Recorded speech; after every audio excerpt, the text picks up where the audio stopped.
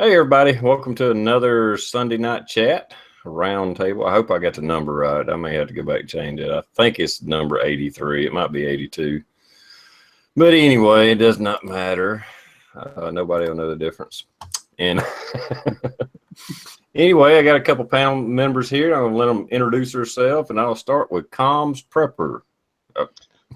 Well, as always, TR, I'd like to say thank you for inviting me to join your chat sessions here, and good evening to Blue. I wanted to be a proud contributor to your Patreon campaign, your last video, so I got a little bottle here. But apparently it's against the law to do Patreon interstate wire transfers, so we had to empty the contents over the weekend, so I'll just put some cash in there and send that down to you so I can be in full compliance with the law and not breach any of those banking rules. But I definitely want to contribute to your Patreon efforts so you can keep your channel up. It's real important. Y'all need to be buying me shit so I can keep doing videos. We'll talk about that for a minute. But anyway, hey, Blue, what's up, Blue? Oh, not much. Thanks for the invite. Good to see everybody out in the chat room. I'm sure after we get rolling here, it'll start picking up like it usually does. Just on a real quick side note, Farmageddon, safest place on earth. So a certain individual can go screw himself. But about all I'll say on that. I haven't actually got to get the whole thing on that, but I don't know. And are you going to wait till the end of the chat to let everybody know that after this one, there is a fee to watch it? I've actually had a few people wanting to know why I hadn't started doing the super chat thing. I don't know if y'all know that, but you can do a super chat. Hey, TR, can I interrupt here? Because I went over to YouTube on my subscriptions, and I'm not seeing this live chat pop up. You sure we're live? Yeah, it says we are. The people out there see it. Oh, yeah, we're good. All right. I got some gremlins or something here. Yeah. Let's see. Well, hell, I'll just say it. So, Cal, I sent you a link to your inbox on Big Meat Sunday channel. If you want to come in, you don't have to, no obligation. But if you want to, there's a link there for you. Yeah, they see us out there. Let me send you a here. Let me send this to you. You can open this up, and it should pop up. There you go. You see the internal chat? All right. Yeah, I got the chat going here. Okay. Yeah, anyway, you can do a super chat. And at what you see as an audience, or, like us watching everybody talk, you'll see a little dollar sign down at the bottom. People can click on that and make donations to your channel or chat or whatever. And when they do that, it evidently highlights your fucking comment that you make, something. I don't know. I mean, you just give 50 cents and it does something, and your little name will be highlighted or whatever. And I'm just like, man, I ain't charging y'all to watch my shit.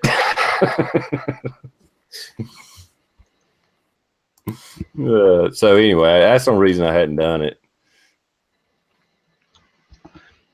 It's like, I feel like I'm begging or something. I don't know.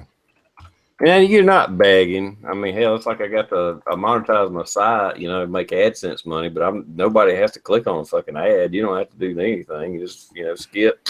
Okay, there you go. Here's the video. Wait 5 seconds. I don't care if you click on it or not. Hey, hell, TR, I was doing this like 3 years before I realized you could monetize a video. Yeah, I haven't been monetized but a few years myself. It's probably 3 or 4 years now, but yeah, when I did it for years, knowing you could monetize once I found out, and I still didn't monetize it. And finally, I was just like, I watched my videos, and I'm like, they fucking putting ads on there anyway. Fuck it, I'm going to monetize it. Oh, I didn't know they would do that. Yeah, well, I didn't either for a while. I didn't even know you could have a subscriber, much less fucking monetize.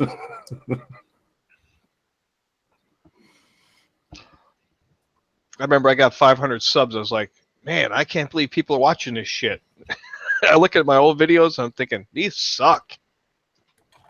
My new ones aren't much better either, but back when I was doing the PowerPoint thing, I didn't realize you could cut video. So I was just trying to record it all in one shot, didn't know how to edit it. We've all made some shitty I videos. was And those usually do the best for some reason.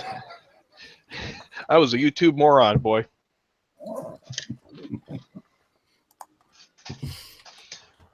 Yeah, Gimp says, yeah, you don't have to contribute. You don't have to, if you do the super chat deal, you don't have to give money to watch the chat or make comments or anything like that. It just, you know, it's just a friendly thing or what. I don't know. But I don't care. I really don't. Hell, if I was that worried about money, I wouldn't be doing this anyway. I feel guilty enough. I got you a little bottle of Patreon here.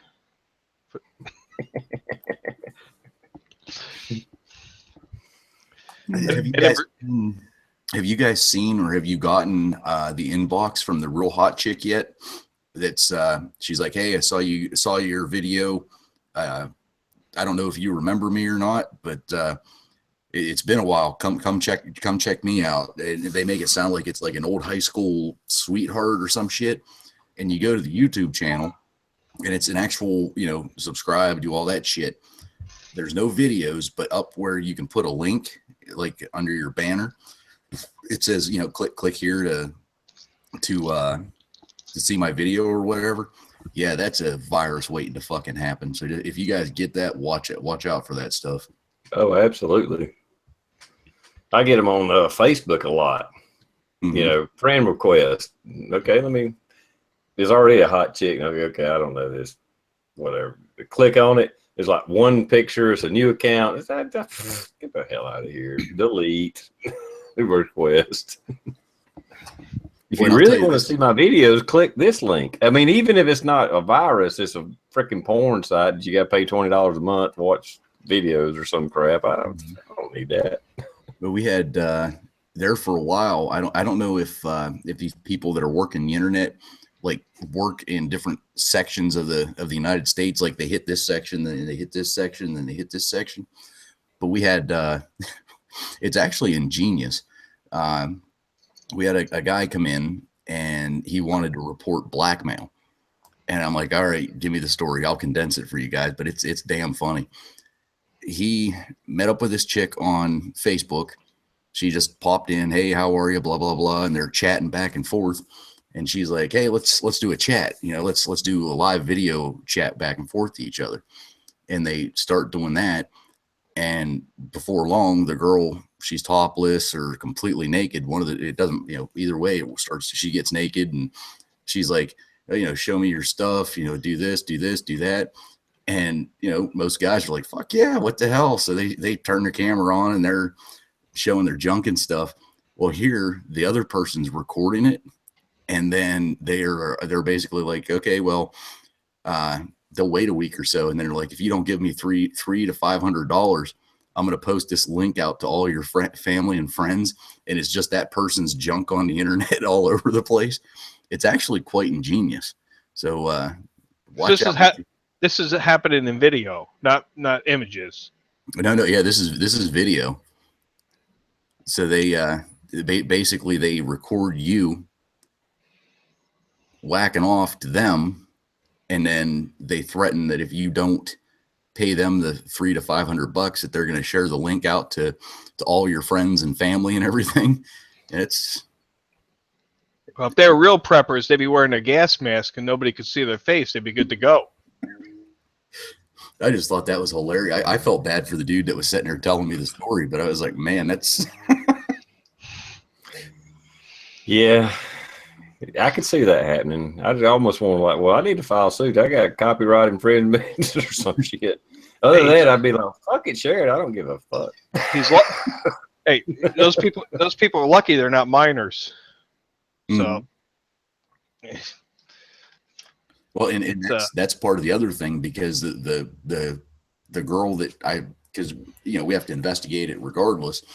the pictures and stuff she has on there, she looks like she's pretty young. So it's like, and of course, whenever they wanted to wire the money, of course, it was to like, the Philippines or, it's an offshore account. And oh yeah, it's a scam big time. Poor horny dude just got sucked into that. oh yeah, There's plenty of porn on the internet. I don't need it to see this chick, whatever, and do it live on the camera. What the hell is he thinking?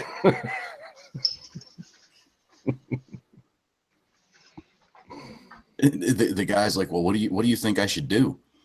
And I'm like, well, there's two things you can do here. I'm like, number one, you can pay the money, which I wouldn't, because they still have the account, and once you pay once, they're going to keep coming back. Or you can get hold of your mom, your dad, all your friends, and just say, hey, look, this shit might just start popping up, and I'm sorry I did it. But it's not like we're going to freaking get an arrest warrant for somebody over in the Philippines for. Yeah. Well, what the real scam is probably the way they're trying to do it. You give them your credit card information or your bank account information, and then they suck that son of a bitch dry. Mm-hmm. They tell you they want $200, and then they suck your whatever you got down to nothing. Get a gift card.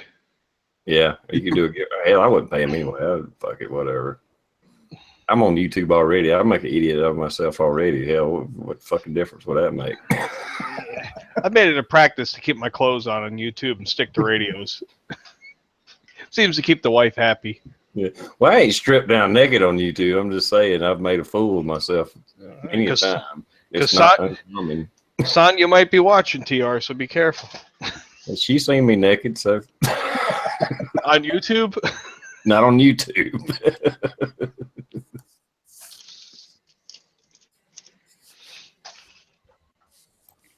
She might be a witness. Yeah, that's him.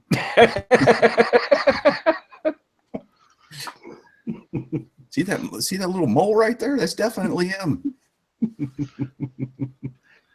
What was that? What TV show? Or not TV show? Porky's. Beulah Ballbreaker. She could identify that wiener by the mole or whatever it was. That was an SVU episode. I got a TV antenna set up at the retreat location. I get 6 shopping channels, and I call it the SVU channel because it's 24 hours of Law and Order. And that was one of the things in the episode. They were able to ID a mole. Oh, that was in the movie Porky's too. Yeah, I remember that movie. That's a classic. That's from the before times. Yeah, it was. That was the 80s, wasn't it? Yeah, that was the 80s. Oh, yeah. So, hey, Blue, on Saturday night, we were talking about TR should be moving his Sunday night chats to Saturday night. What do you think about that? Well, I would be out for... TR's about to boot me.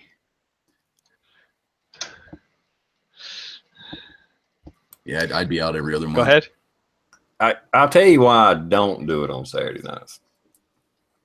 I know Sunday nights suck for most people. But if I did it on Saturday nights, I do Johnny Master Arms Done chat. Sometimes he can't make it, so it's not every other Friday, but it's supposed to be every other Friday. He misses one here and there. It happens. I've done it a few times. So that's every other Friday I'm booked, if you want to call it that. And if I did it on Saturday night, that would be every 2 weeks I'd have my Friday and Saturday nights took up. Every week, my Saturday nights took up. And I still kind of like to go out and do things and maybe have a date and shit. And Friday and Saturday nights, that's kind of like date nights. And I don't want to commit to every Saturday for as long as I do this to be took up. I can do Sunday night. I can do Tuesday night because they're off nights. They're, but...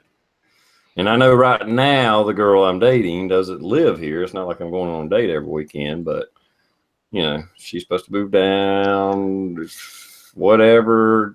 I don't want to occupy every Saturday night because I do this every week. Right. So I get it. Sounds like new love. You gotta hold on to those Saturday nights. Give it a couple years. You'll be waiting. She's here. She saw it. Tell us about the mole, Sonia.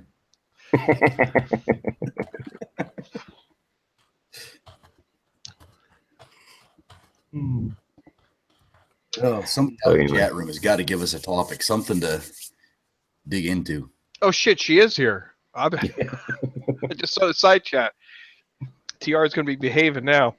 Yeah, I got to straighten up. It's probably listening the whole fucking time. All right. So now we need to talk. So how many amps does your charge controller pull in, TR? For your emergency off-grid solar power system? Yeah, see, she says, oh, his Saturday nights are taken.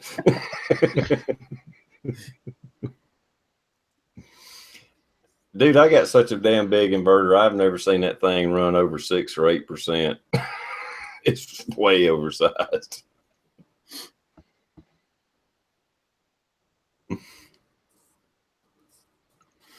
I could load it down, but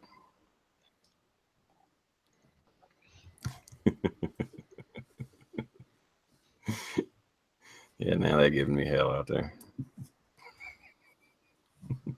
Now, TR, can you top some trees off? I mean, not get rid of the tree completely so it falls onto your house, but can you top some to get more sunlight for your stuff? It would, but it would, the trouble or money it would cost me, because I got some tall trees. They all fight for sunlight, so them son of a bitches are tall. It would be so short-lived, you know, I could give myself another hour of sunlight, maybe. It just wouldn't. I'm just in the wrong spot. It wouldn't be like opening up an area. So instead of getting, you'd increase it like 4 hours or something. That's all. No. Damn. The problem is I live on a hill. Sun comes up on this side. So as it's coming up, I might could gain a little bit, but actually the sun is more so over my neighbor's property. So what trees I cut really wouldn't do much. And as it goes over in the summertime, I could gain a little bit of daylight, but even in the summertime, at the height of the sun, when you get the most sunlight, I got 4 or 5 hours of sunlight. Damn. It's not so much the trees as it's on the other side of the fucking hill. Mm-hmm. So I cut all the trees down. It wouldn't make a difference. It'd make a little difference, but not much. Right. See, that's the good part about where I'm at. If I were to get a couple panels, it doesn't matter what side of the house, because like the house is behind me and the peak is like this, and it literally goes up one side and right down the other side almost all year long. And that's a lot of sunlight. Well, Blue, I'd worry about getting batteries first. Oh yeah. Batteries and an inverter, panels last. Now, didn't you say something about I don't know if it was one of your videos or one of the chats you jumped in on, to where you can get old car batteries and refurb them somehow? No, you want to grab any old car batteries you can get your hands on.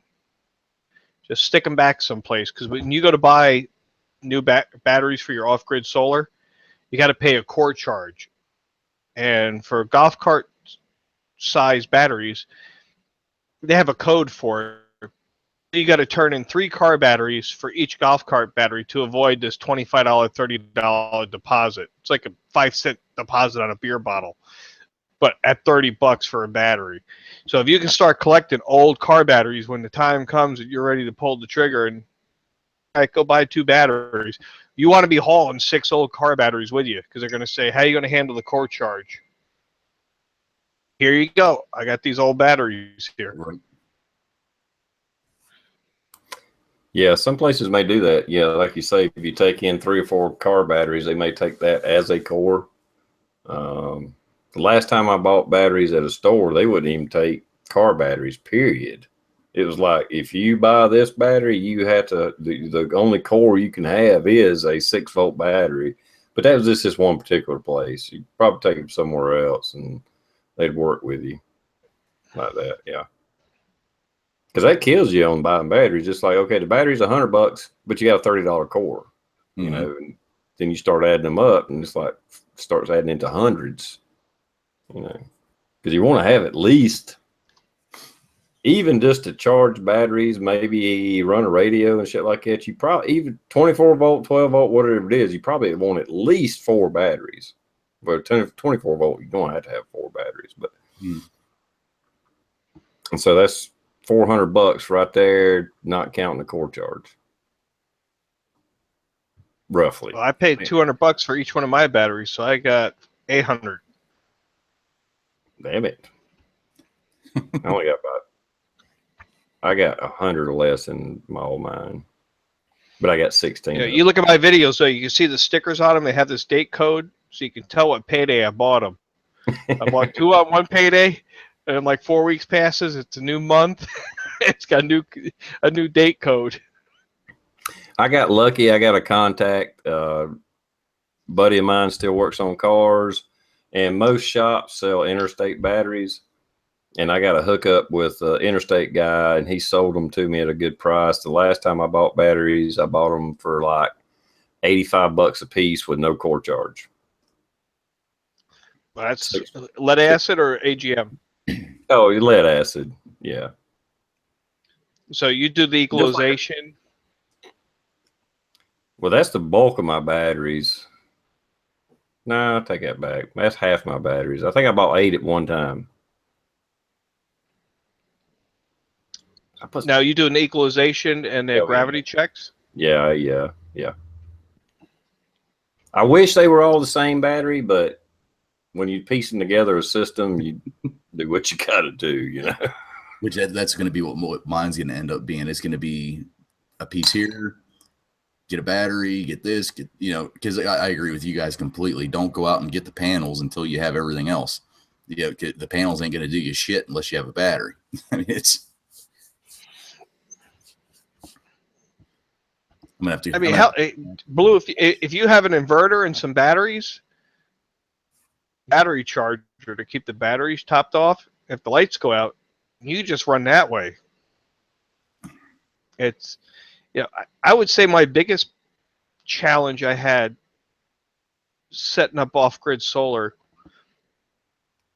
out what was the foundation component. Started here, and everything else was built upon it.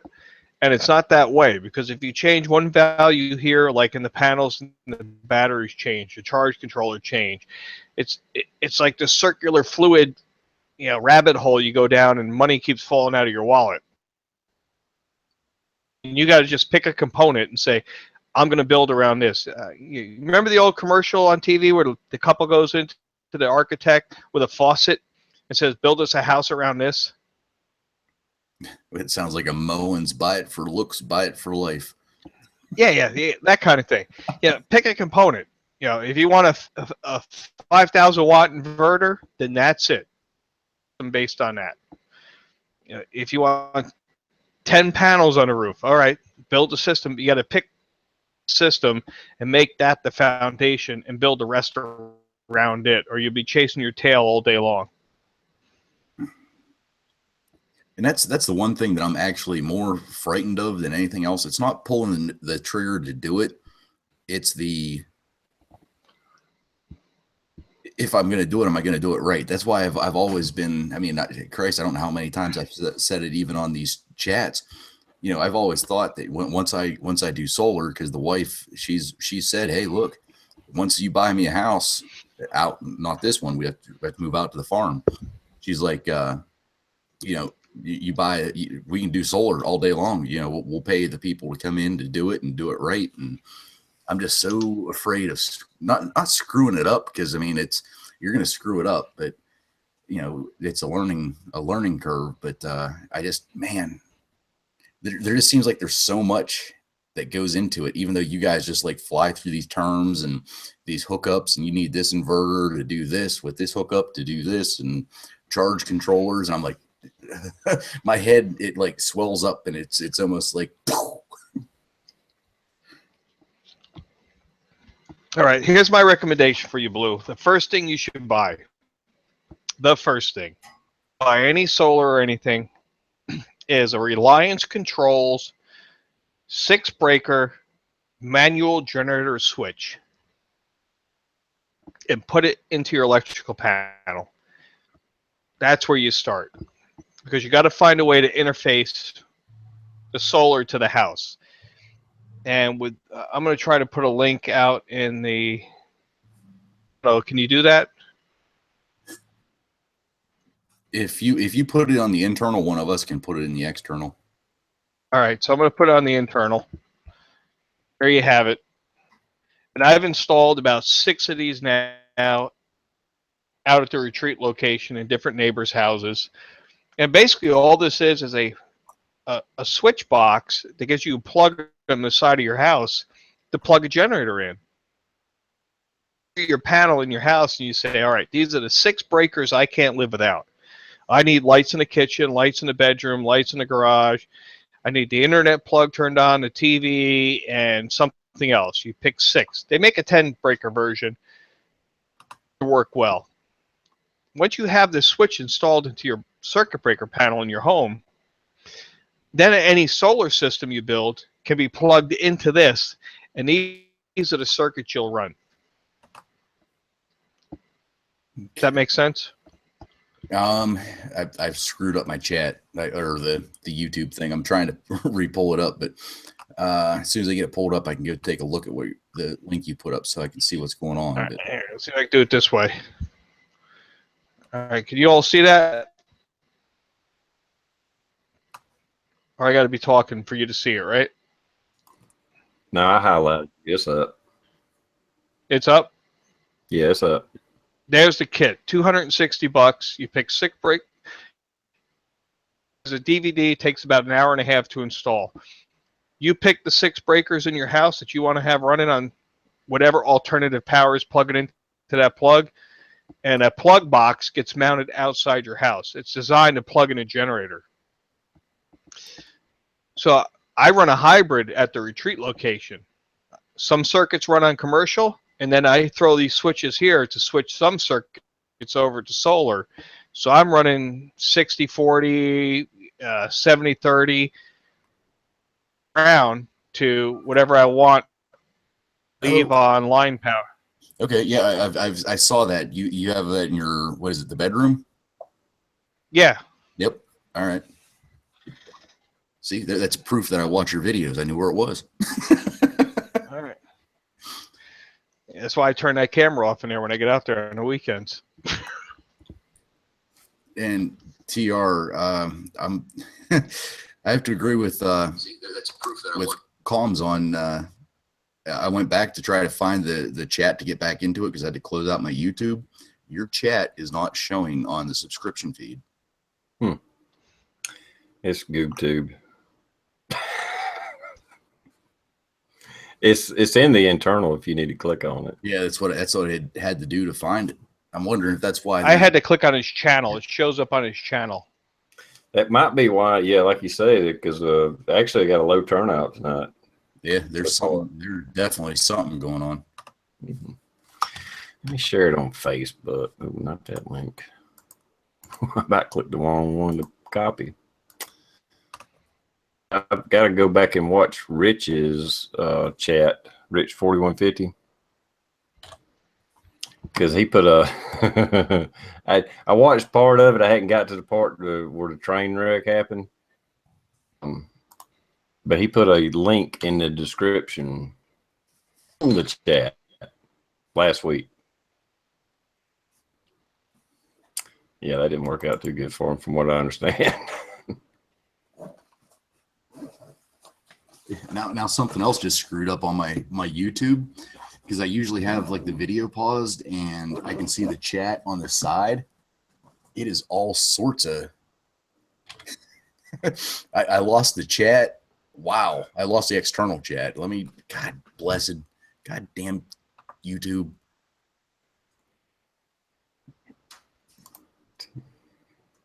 We'll get it straightened out here in a minute. I'm trying to share it on fucking Google and Facebook. You know how YouTube is. They doing changes probably and got everything screwed up. Well, I got my electrical inspection done for that off-grid solar power project, and that went really well. The guy got out of his truck, saw my Trump sign and my bumper stickers, and he's like, "You're one of my people." I was like, "Yep, this is going to be a good day."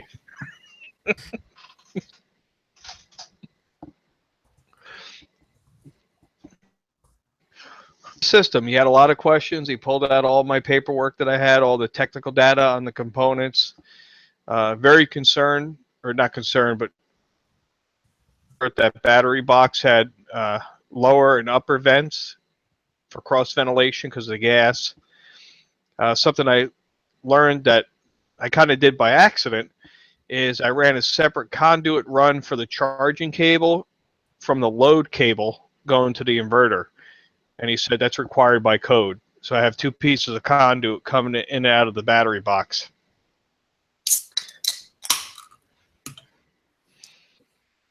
Yeah, that's the one good thing. I don't need any permits to do shit where I'm at. Yeah, this just started in West Virginia, and I wouldn't have pulled it. Told this story before. I screwed up, got the permit, and I had to go through to the end. But the guy was good.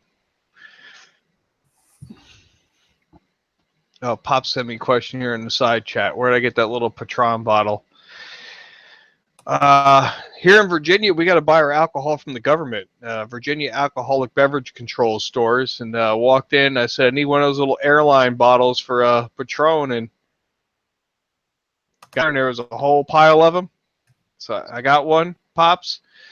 And then thought I could take it to the post office and mail it. And they quickly adjusted my attitude on that and said that was not allowed. So we emptied the contents. We put a $10 bill in there. We're going to mail that down to TR.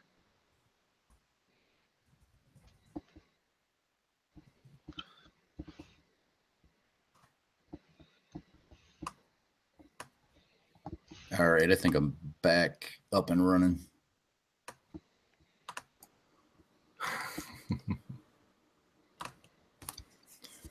Yeah, it popped up a little bit there. I mean, not that I demand a big audience, but usually we got a little bit bigger audience. Yeah, so it's probably screwed up. YouTube. Well, I know it is because people can't find it unless they go to my channel, evidently. Yeah, that was because whenever I accidentally closed out of it, I went back like I usually do through YouTube, clicked on my subscriptions, and before we went live, it was up there with your little mountain view. You know how the normal picture is, and it's not there now. Yeah, it's just YouTube. It's all right.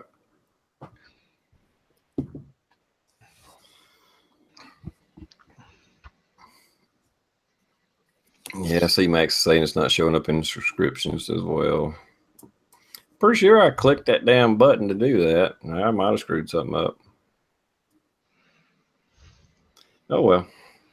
Oh, I can't fix it now. Pops is here, the guy that runs the most unsafe events ever. You realize I'm just trying to bait him to come in. Fucking crossfire going off everywhere. I needed to wear my body armor to be running around in there. And how dare we have to get recognition for supporting a charitable event? I want everybody to know that this is what I did. Go. Never mind. I was going to drop the big old F-bomb and tell him to go fuck himself, but yeah, crazy shit. Crazy. Anyway, you think anybody got anything new coming up on their channels? Well, apparently I'm going to be starting on a solar project. Yeah, sounds like it. And we want videos if we're going to subsidize this fucking program. But it'll be a while. See, this is not going to be a I get 1 piece cent and then all of a sudden I spend all the money to put everything else out. I'm gonna have to do it in sections, and but it will get done. I mean, it can't hurt to have it. All right. I can't speak for TR, but if you ever need help, let me know. And get you squared away. I mean, seriously, so what did you say you was going to send them, a charge controller or inverter? Charge controller. Xantrex 35 amp PWM charge controller. Okay. Let me pull one up on Amazon so he knows what I'm sending him. Yeah, I got one. It's not a MPPT. I just got it stored back as a backup. That brand, anyway. Well, this is, my learning curve. I had no idea what a PWM or an MPPT charge controller was. I was just buying shit. And first I started off with some piece of junk Renogy charge controller, and then found out that you actually had to, you had to program your charge controller to match the specs of the battery, what the float charge was, what the equalization charge was, and I found out the Renogy controllers don't. So I spent $800 on like real expensive batteries to have a charge controller putting at the wrong voltages. So that's when I learned about Morningstar. Well, first I bought this one, the Xantrex, because you can adjust all that with resistors inside. Then I was like, oh, what's a PWM controller versus MPPT? All right, so this sat on the wall for 6 weeks, and then I got the MPPT controller. All right, so I'm going to throw this on the internal chat, Blue, if you want to throw it on the external chat. But that's the box. All right.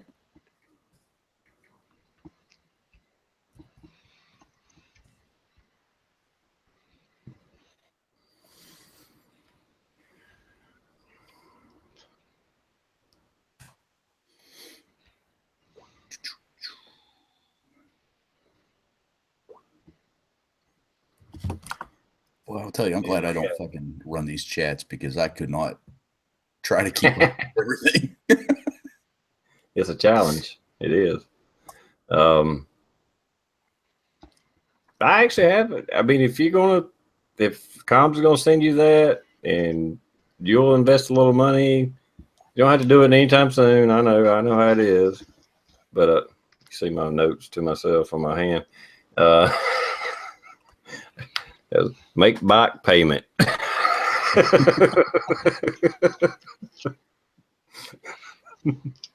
Anyway, I just noticed it in the camera. I was like, oh, Jex, you want to know what that is? That's how I make notes to myself because I can't remember shit. Yeah, I got a inverter, a 12 volt. That's the bad thing about it. See, just like comms, you start buying shit and you buy stuff and it's like, shit, I should have bought this. But I got a really nice 12 volt charge controller if you want it. No, it's like I said, this is all up to you guys. I'm not gonna e-beg, but it's $450 or something I fucking can't use. Wow. It's sitting on the wall.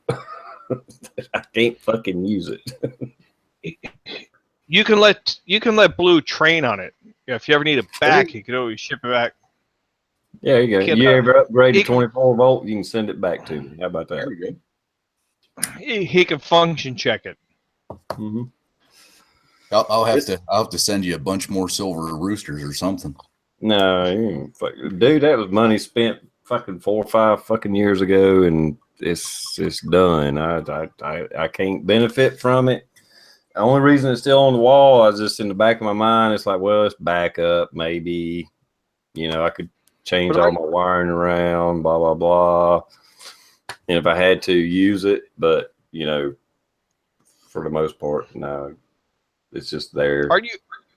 Aren't you on a 48 volt system now, TR? Yeah.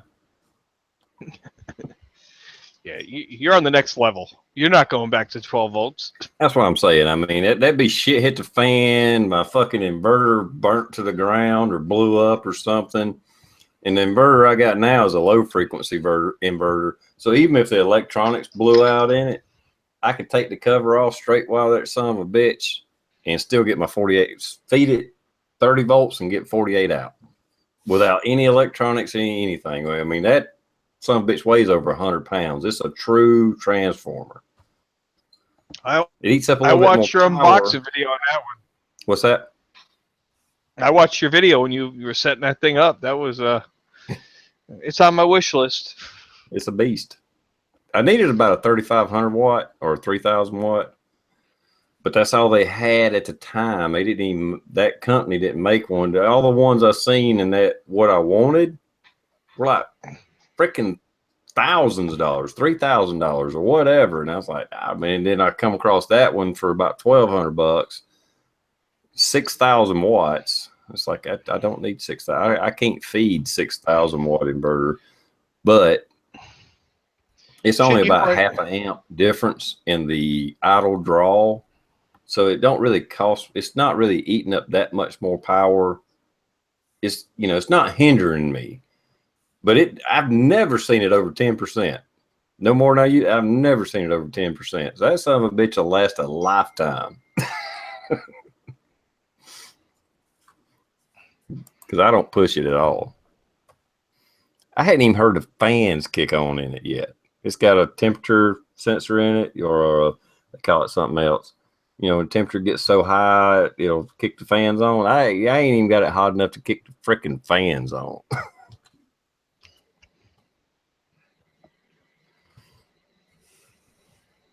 That one I'm talking to you about, Blue, that it's got variable fans in it, and when I was using it, I would hear it speed up, slow down. It's not super noisy, but I mean, it's just little fans. But when you live alone, you hear shit like that, you know. Right.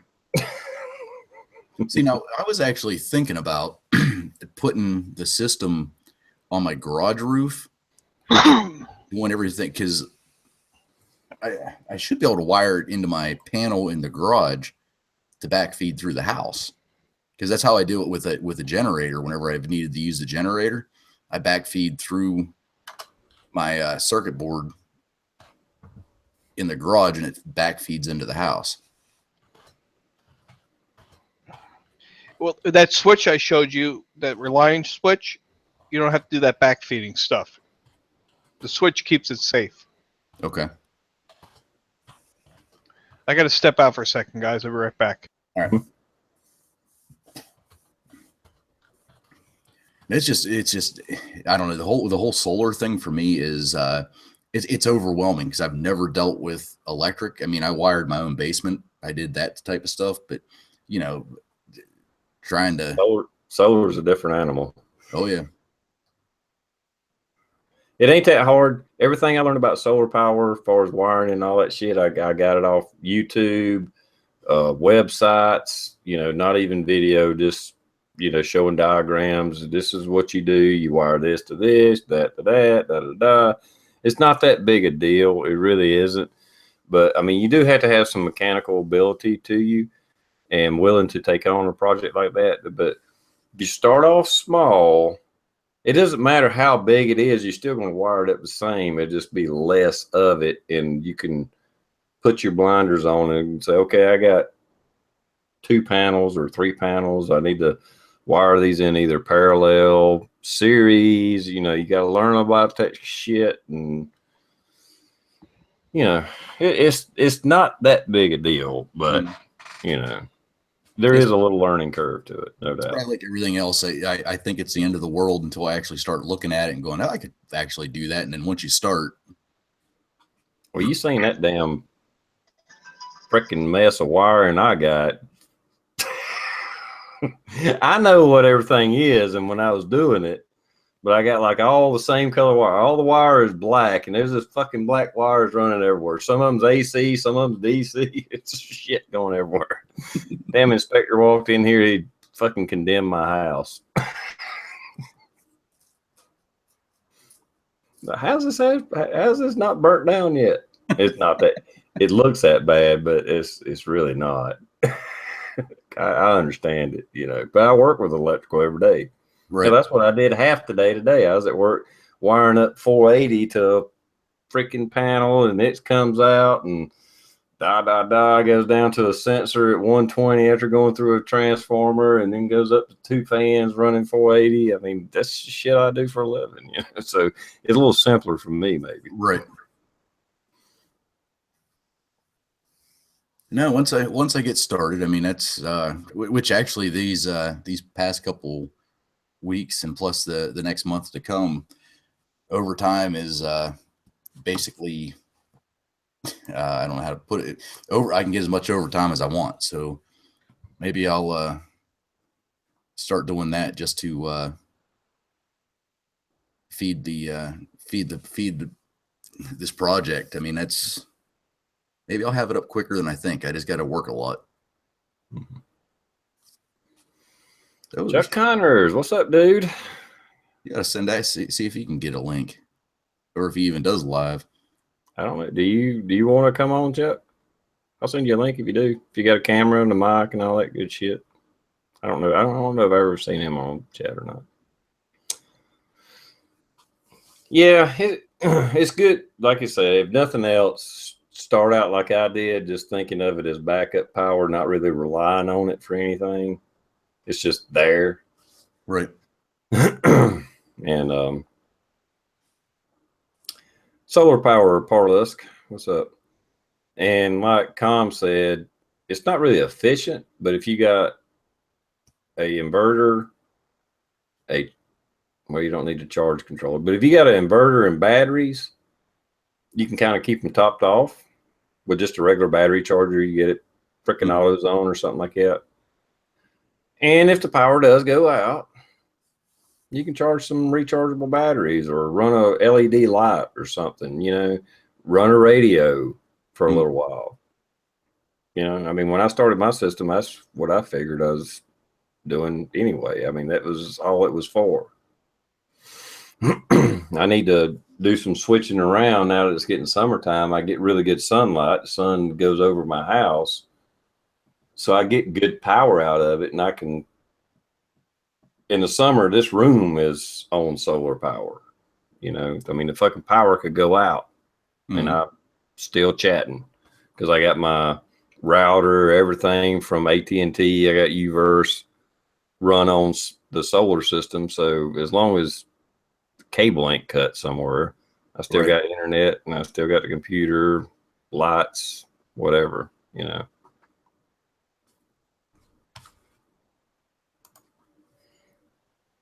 Oh, Connor says send him a link.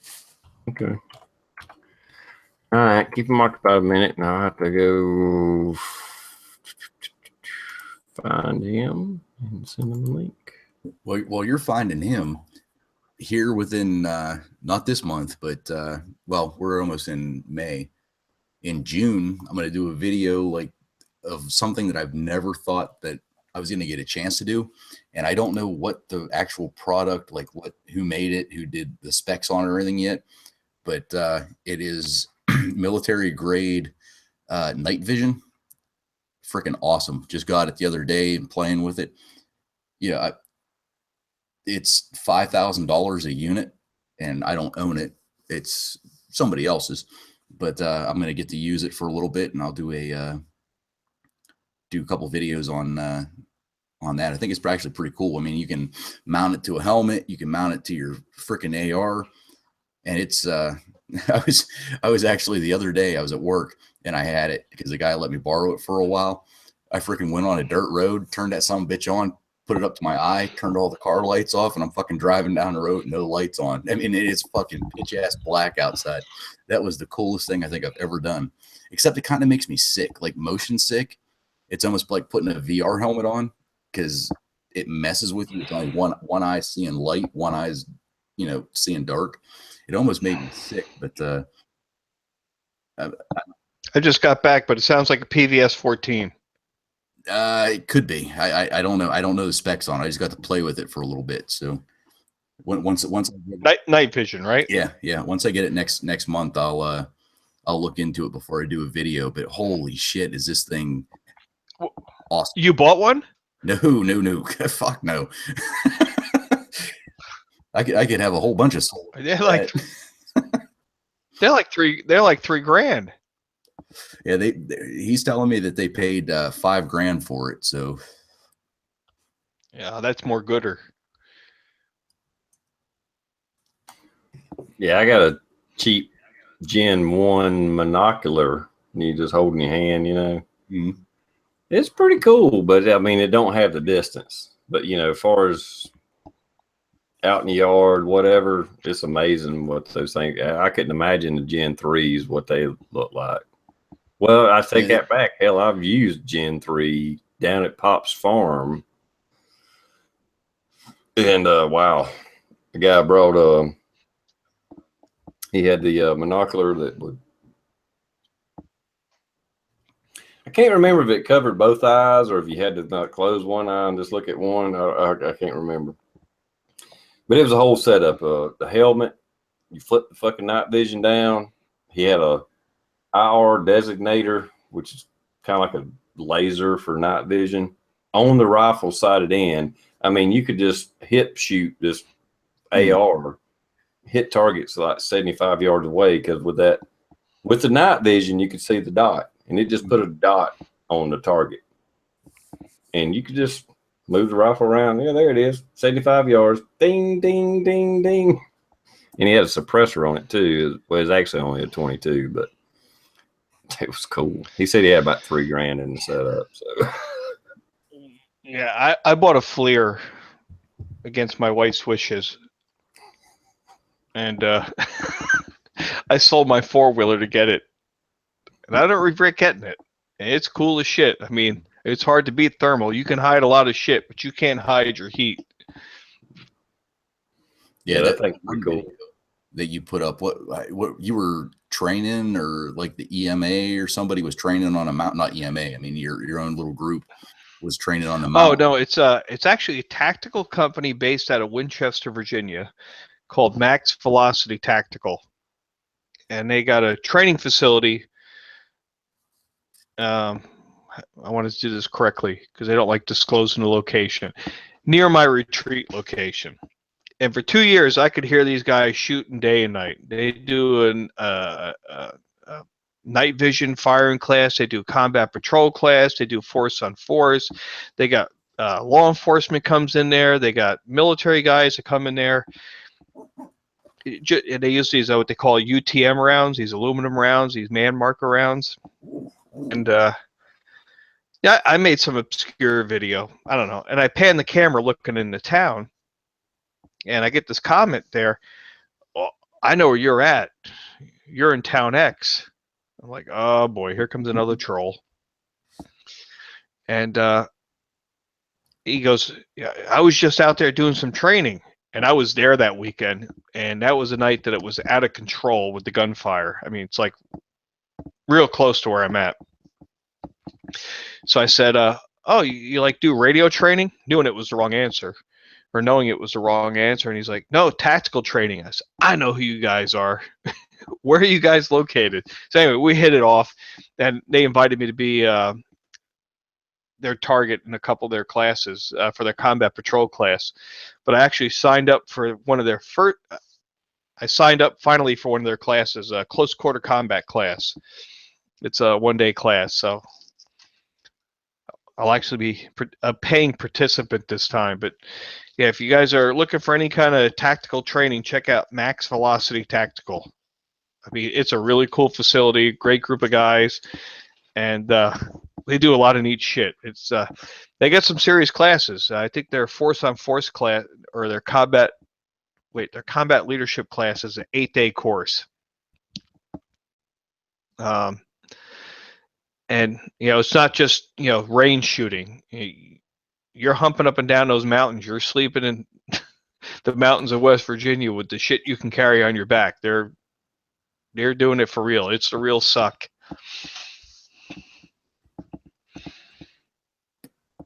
Yeah, that's but that video, that was fucking awesome, how they were trying to come in, like, surround your comms base, and you're like, yep, there's one there crawling, there's one over here crawling, we can see this one, and they had no idea you guys already saw them coming in. I mean, that was awesome. Now, Blue, now that exercise for that class, they call that the combat patrol class, and that was just day 2, their night patrol.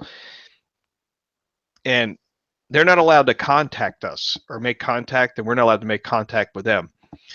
That class or that exercise is kind of written towards their report writing. They're supposed to come in, find a location, do what they call a pedal movement. And I'm going to defer to TR because he was in the Army, I was in the Air Force, so I don't know these, military terms. But they're supposed to kind of like go around your camp at a couple different points and observe, and then go back and do a salute report: size, activity, location, basic information that they report in on. They're not supposed to make contact. So once this exercise, they call it at midnight, and they go to the schoolhouse and they say, okay, team A, team B, do your salute report, and they go through all their stuff, observe 2 guys, radio communications equipment, a campfire, a pickup truck, Morse code, radio traffic. I actually had a jumpsuit, a Russian military jumpsuit, and the other guy had a Swiss Army jumpsuit. So they put in their report, foreign military uniforms. And when that's all done, they go, okay, enemy report. And I was like, okay, well, we set up, we did this, this, and this. And in their report, they're saying, well, we could have taken the first shot at 18:30 hours. I can't remember what the time was. And we had them here, marked there. And it was our turn. I was like, well, we picked the first group up in the thermal at like 17:15, tracked them along this ridge line. I had the spectrum analyzer going, so I was picking them up on their FRS radios. I said the other group was using channel 3 on the radio. We picked them up at a bearing of 270 degrees.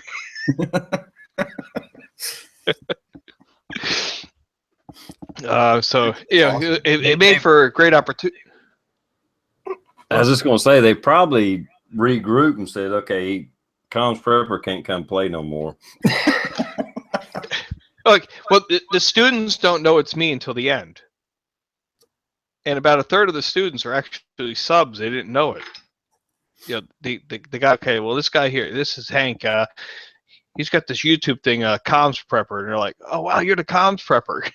These people are flying in from all over the country. They're paying $1,200, $1,300 for one of these classes.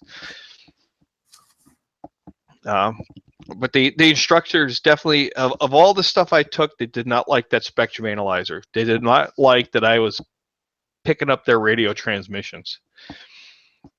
That really, that threw them. They're like, well, you can't listen to what I'm saying.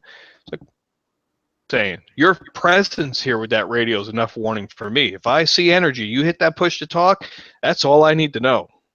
Mm-hmm. That does not belong here. Yeah, I don't need the right click. Without getting yourself in trouble, and if you can't answer it, just say you can't answer it. Let's say that they were running this exercise, and at that point in time, you would be able to do so. You have the equipment, I guess.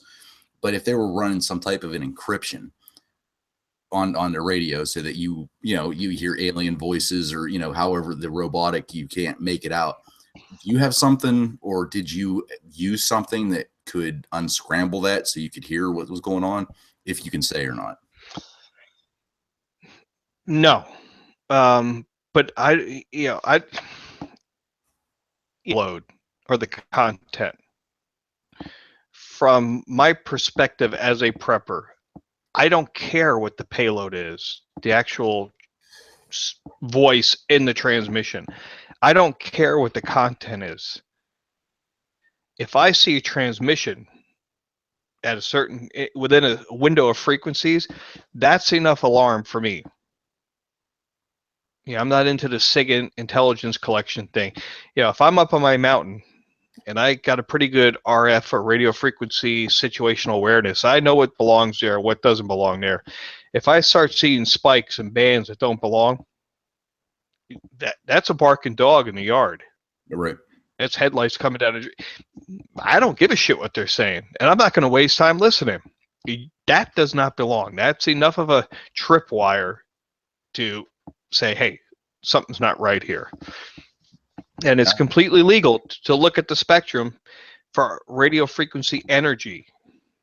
Now, if in the cell phone bands, it's absolutely prohibited by law to decode it, demodulate it, listen to it. But again, that's the payload. I could care less about the payload. The presence is enough. So basically, I mean, you would never. I was gonna say, basically what you're saying is, if the world is in a hit the fan situation, you're up at the retreat location, and all of a sudden your analyzer goes off, or it says, "Hey, look, there's somebody damn close. They just keyed up." You're heading out with your night vision and taking the first shot, and not waiting to hear what's going to happen. Take first shot, but I'm going to go dark. But I want to know you're there way before you know that I know you're there. Mm-hmm. I'm going to get the kids out of the house. They're going to be at the rally point, hunkered down in the bushes someplace. There ain't going to be any lights on. There's not going to be any noise. If you're going to hit that push to talk button, I'm going to know you're there. And that's enough. That's all I need. That's my early warning. And I don't care what you said. This is a signal that does not belong in this valley or holler or on this mountain. This is something new. It's anomalous. It's enough to get everybody out of bed, get out of the house, go hide in the brush. Get quiet. That's cool. That's cool. And hope they play through like a round of golf. Nothing to see here, moving along.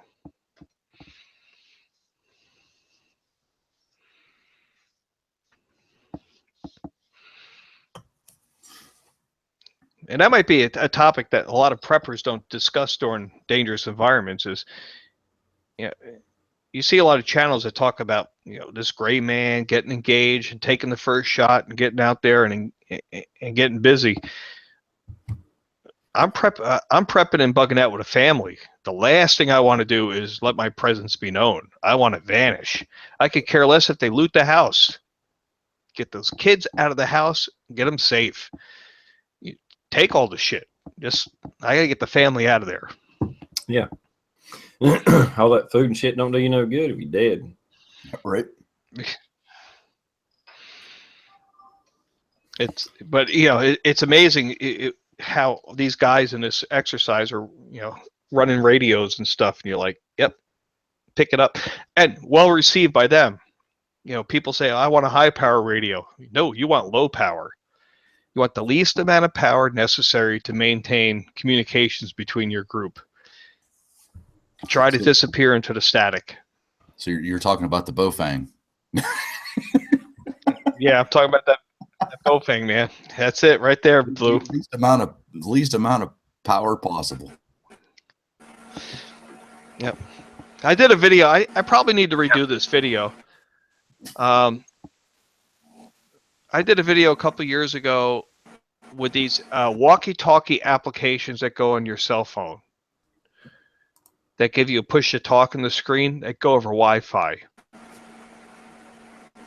So if you're in a suburban or urban environment and you have a group of people who have access to the same Wi-Fi node or access point, you're actually running radio communications over your phone over Wi-Fi. And that's a great example of running communications and disappearing into the static, because somebody looking for you, you're just one of another 1,000 phones, laptops, tablets, iPads, iPods. The only difference is you're running voice, not data. Okay. You don't necessarily need to have a radio.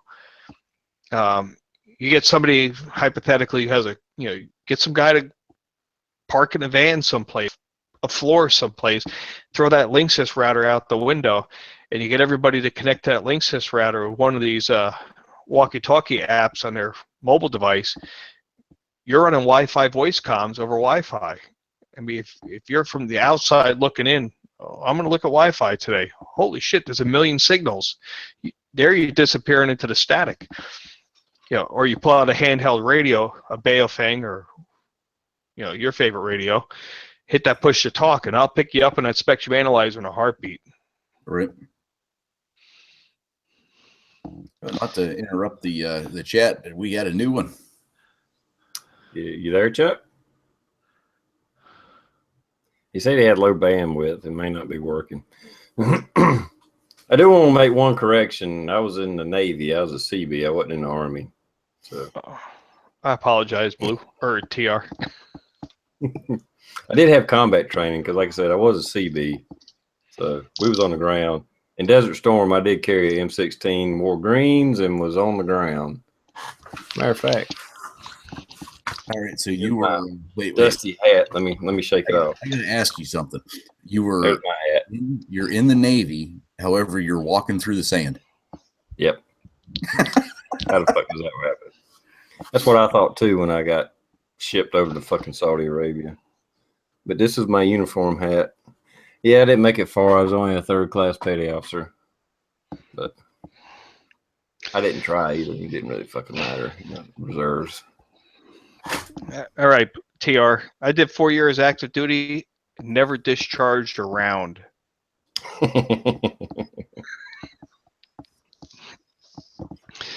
Never discharged a round in 4 years in the Air Force. We had that M16 familiarization training at basic where they modified him to shoot the 22 long rifle. And the guys with the red hats and the red shirts said, you know, something happens, just raise your hand. You're not allowed to touch the charge and handle. You're not allowed to take the magazine out. You got 25 shots. That's it. You watch like a video from 1965. I got down in the prone position, pulled the trigger, it went click, put my hand up. The guy said, go smoke a cigarette. That's the last time I touched a weapon the whole time I was in the Air Force. Wow. That's actually pretty scary. They don't call it chair force for nothing. I can't say much. I think Navy or Air Force. If you're going to join the military, go Navy or Air Force. I tell everybody that.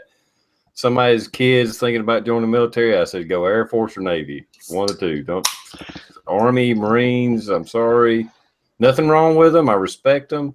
Matter of fact, as a CB, we were Marine support. Everything I did in Desert Storm was for the fucking Marines. Everything. That was what we were there for. So we built bases, built helicopter pads, fleet hospitals, run them water, whatever they needed. That's what we done as a CB. I'm going to butcher this joke, but I remember they used to, back when I was in the Air Force, they used to say, all right, so if a special forces guy gets up and he kills like 3 guys, that's a good day. And if a Marine infantryman gets up and their unit, they kill 6 guys, that's a good day. Just get up, you know, they kill 40 guys, that's a good day. The Air Force guy gets up 9 o'clock, goes to the chow hall, contractor makes him eggs, puts on his blue shirt and his tie, goes down in a hole, turns a key, push a button, kills 1 million people. Who had a better day?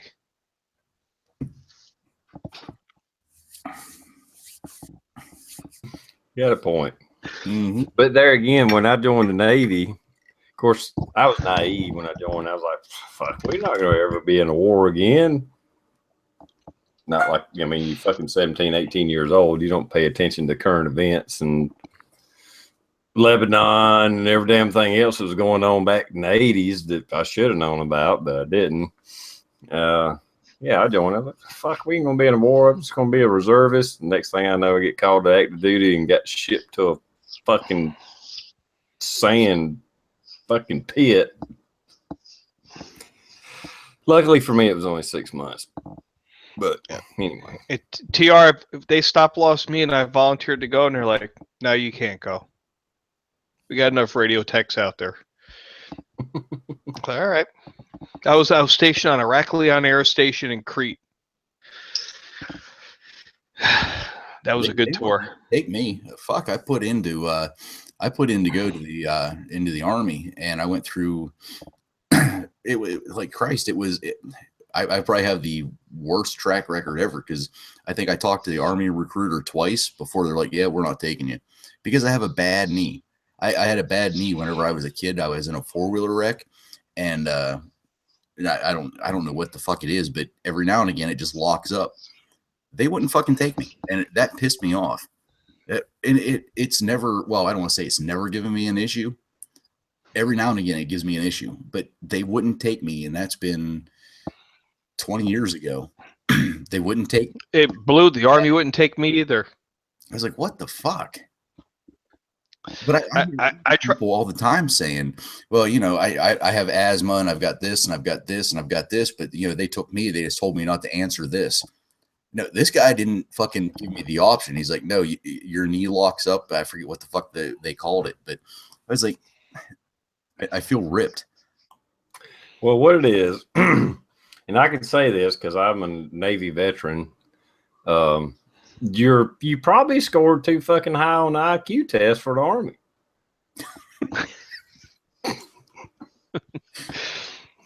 Blue, I tried to go in the Army as a If you black. scored too high for the Army, you definitely wouldn't fucking qualify for Marines because all you got to do in Marines is grunt and tie your shoes and fuck you qualified, man.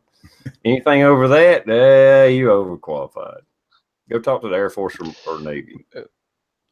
My recruiter tried to rope me in. I tried to join the Army. They had they called it high school to flight school, warrant officer flight training. And by the time I got done signing all the paperwork, it devolved to Hawk mechanic on a Black Hawk helicopter. They were just coming out. And I went down to Newark, New Jersey. They called it MEPS back then, where you did your physical. And I'm going through the MEPS thing and doing the deal, piss here, give blood there. And I go to take the hearing test. I'm sitting in this booth. I heard like 2 beeps. That was it. And this lady walks in. She goes, "Are you going to take this test or what?" I said, "You going to make some sounds?" She's like, she goes, "Switch positions. Try that headset." Go through it again. I hear like 2 beeps. She's like, "You're deaf as a doornail. You got high frequency hearing loss." I was like, "I don't know. Put me on another." So they did it a 3rd time, and yep, I frequency hearing loss. And they said, "You can't join the Army." They put me in the reject pile. There's a waiting room to get the bus back home. And I'm sitting out there, and the Air Force recruiter walks through, and she's sitting there. She's going down the line. She's like, "What's wrong with you?" Conviction I didn't tell them about. "What's wrong with you?" "Oh, I got high last night." "What's wrong with you?" "I'm not a citizen." I mean, the common reasons that they're rejecting you. And she gets to me. She goes, "What's wrong with you?" So, I failed the hearing test. She's like, "What?" I thought she was joking with me. So I failed the hearing test. She goes, "Let me go get your package." So she disappears, comes back. She goes, "I can waive this. You want to join the Air Force?" All right.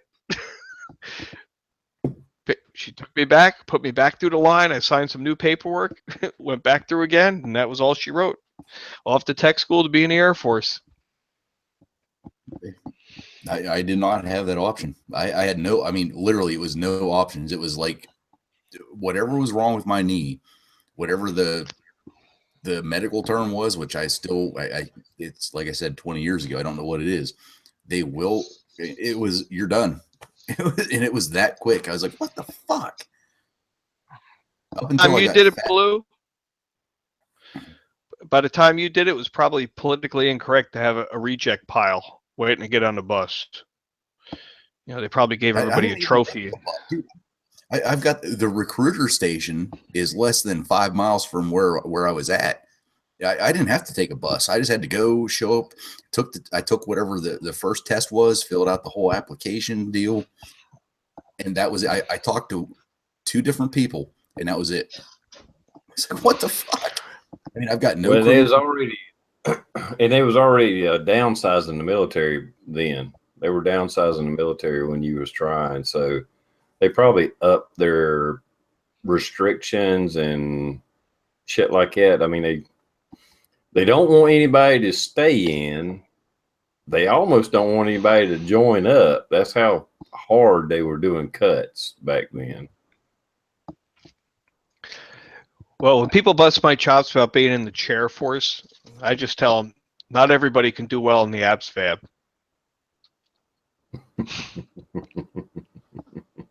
I mean, my testing scores were good. Everything was good, but it just a fucking knee, which literally has given me since the 20 years I've had to have surgery on it, which that might have been why, but maybe they didn't want to flip the bill for a fucking surgery, but that still would just, I feel, talking to you guys who served, it's not that I didn't want to, they wouldn't fucking take me over a fucking knee.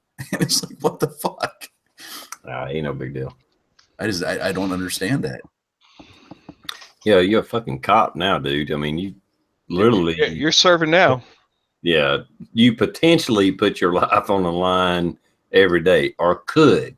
You potentially can take your life on the line every day.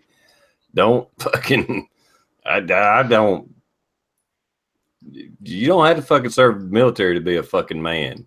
You don't. I enjoy looking back now. I'm glad I went through it, but at the same time, I'm not sure I'll do it again. Hindsight, you know what I mean? If that makes sense. Blue, the biggest threat I ever faced was getting lost coming home from the NCO club. It wet in my bed.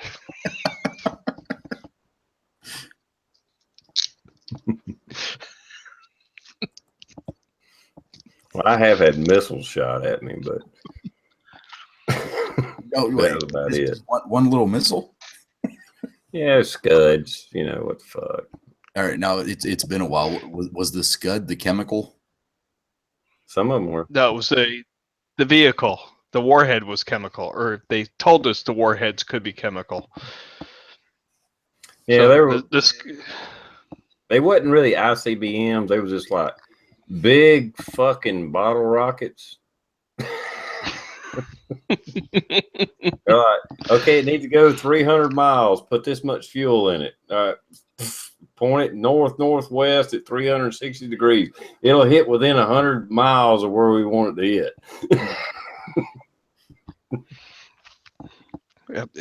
Yeah, $1,500 rocket. We threw $6 million Patriot missiles at them. All right, here comes that rocket. There goes $250,000 going up at it. Another $250,000, another $250,000. You're like, why don't you just let that son of a bitch crash? We're going broke shooting at it.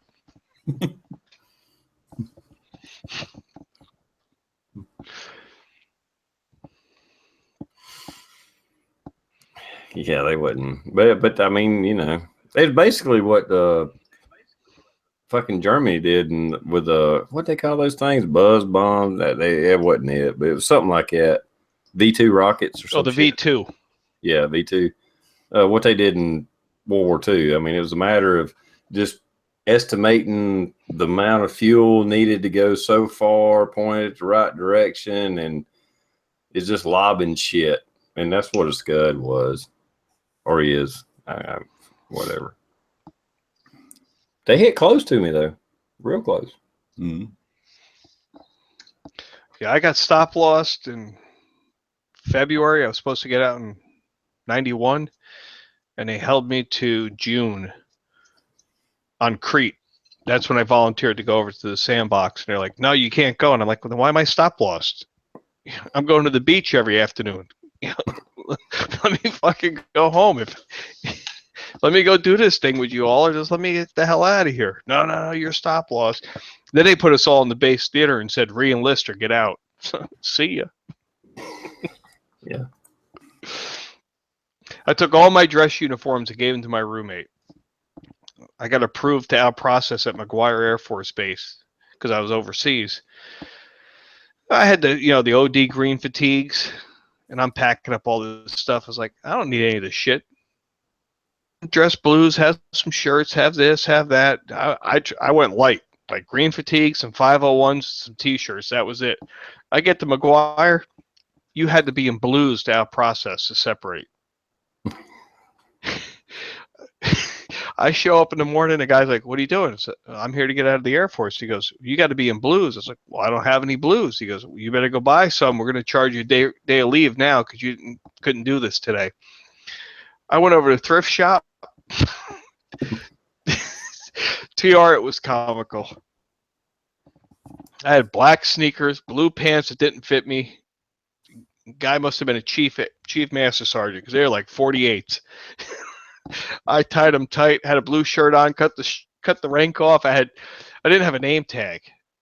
You gotta have some basic stuff. So I went to the BX, and I had all these name tags laying up there. And I walked up and said, "I'm here for my name tag." They go, "Which one's yours?" "Jones." Wasn't even my name tag. I didn't have a hat. I sat in the back. They're going over all these overhead projector things. Walk up, get my DD-214, get the hell out of there. I think I spent about $25 buying bits and pieces of what looked like a uniform. Just to I get can out. see that happening. I really could. Yeah. Because it's like you say, it's the way shit's written now. Well, you got to be in your blues or dress blues. Well, they ain't got to look worth a shit, and they ain't got to be proper. Well, I'm in my dress blues. Yeah, I was a buck sergeant. Out process is an airman basic because it had no stripes in those blues. They don't know. Yeah, as long as everybody looks blue in the audience. Mm-hmm. There must have been 200 of us out processing that day. Getting your bus ticket and your plane. I realize we're kind of having fun at the Army, at the Air Force, and I wish I could have been part of that, but in a way, I'm almost glad because years later, I was a little town, like the hometown that I grew up in. We had a kid, which by all means, he was a man, but he was a kid by our standards. He was over there in the desert, and some little fucking asshole got lucky and fucking rolled a grenade, and it went right through right through the top of a Humvee and went down in. And this kid, he smothered that thing and saved everybody in that Humvee. And I'm actually proud to be from that little hometown, but at the same time, it's like that puts a lot of shit into perspective. You know what I mean? Oh yeah, it ain't no fucking joke. I mean, I wasn't in like heavy combat, but I mean, you was always at fucking threat, you know. And and the people over there now, the soldiers over there now, doing the shit that I mean, what I went through is nothing compared to what they're going through.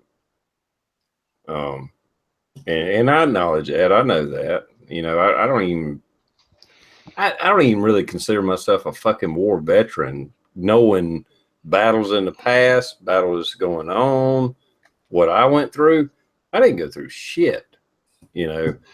And but I feel for them. I mean, Army, Marines, Air Force, Navy, whatever.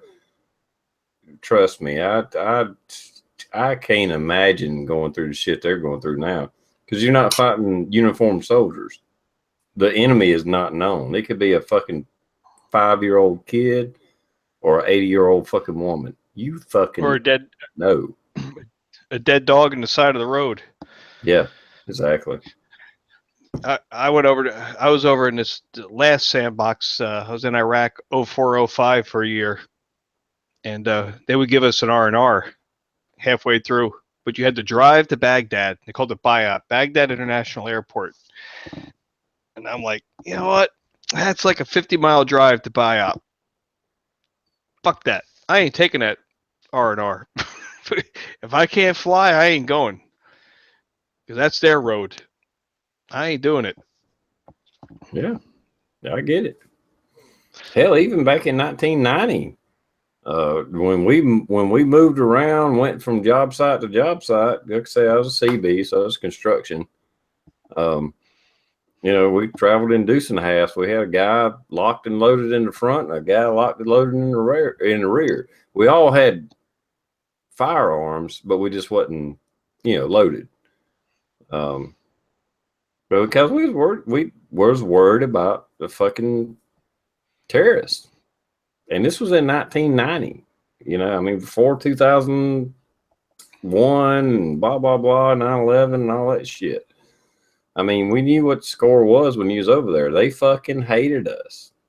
We knew they hated us, and we were all amongst them. Yeah, so I just found a video I put up 3 years ago. I'll put it in the internal chat because I can't do links.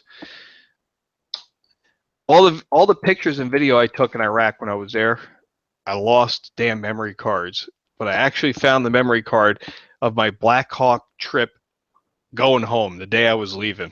It ain't a long video, but boy, it was a happy one.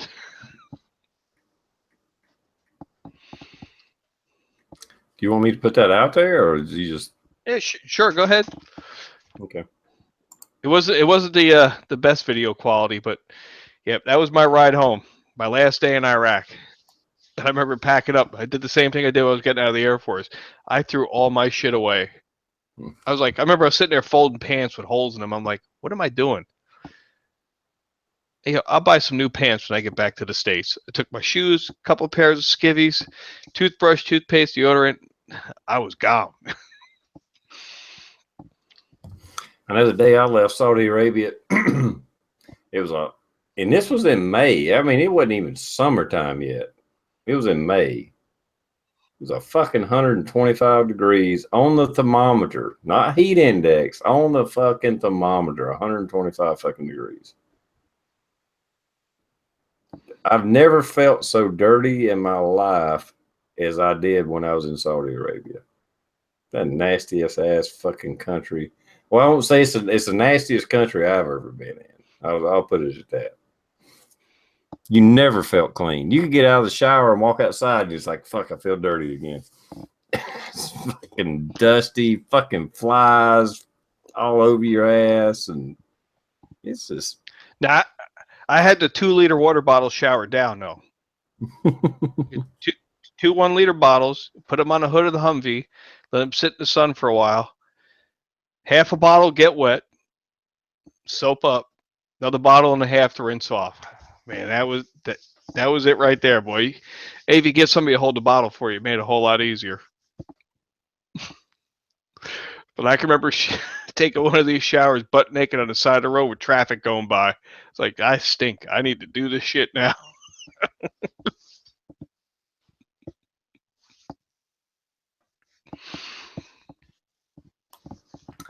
I would have to say I was a little bit spoiled there because being a construction battalion, we had a lot of equipment. And we actually had hot showers. That was one of the jobs I did probably for the most time I was there, is I run a boiler or water heater, whatever you want to call it. It's a little boiler actually. And I stood watch over the damn shower. I run the shower watch. Not watch, but. No, now you sound like a pedophile. Yeah. You already said it, TR. You can't undo it. There was a tent. Maybe shower watch. It's all wrong. Yeah. There was a tent. We had shower heads in it, plumbed up. I fired up the fucking boiler at whatever time it was in the morning and afternoon. I'd go sit in a chair, and read a fucking book for 2 hours and then go shut the fucking boiler off and blah, blah, blah. I'd go clean up and then bitch it. I mean, I had like first class petty officers, chiefs, and everything else in there leaving the razors and rags and soap, and I'd be cussing all of them out. I ain't your fucking mama. I ain't here to clean up your shit. I'm just here to turn on the fucking water, but I still had to clean up. It was like, fuck y'all, motherfucker, nasty son of a bitch. Throw that shit away. Well, actually, you got to burn it. Yeah, well, yeah, we just threw it away, whatever. But anyway. You can't let the bad guys get it. We burned all that shit. Everything was burned. Everything. Yeah, there was a lot of burning going on.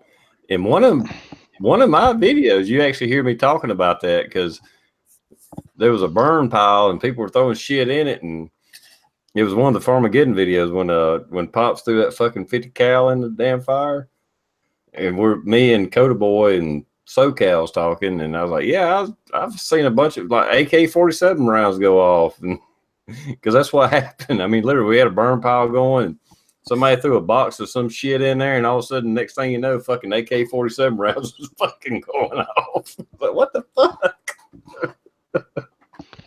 See, I was at a place called Al Hilla, and it was a hotel that we took over adjacent to a fish farmer's property, and we T-walled the whole damn thing. So we had these ponds, these fish farm ponds. We had these 8-foot long low band whip antennas for HF radios. So I took 3 or 4 of those things. We got fish in line. We put hooks on them. We take food from the DFAC. We go out at night fishing. I don't even know what the hell we were catching. We're pulling fish out of those ponds with those antennas. whipping them son of a bitches out in the sand, boys. They're flopping around. They came up looking like they were breaded. The hell, the sand stuck to them. Throw them back in the water. All right, hey, I'm gonna throw the link there. I got a link. I'm gonna put it out in the external. The hometown that I'm from, which I can say now because I'm not there now. It was from Knox, Pennsylvania. The young man that lost his life, his name was Ross McGinnis, and there might be people out there in the chat room or even in the panel that have seen stories about Ross McGinnis. But I'm gonna put the link out there, and I want everybody. I mean, literally, I want everybody to go check this out. We have a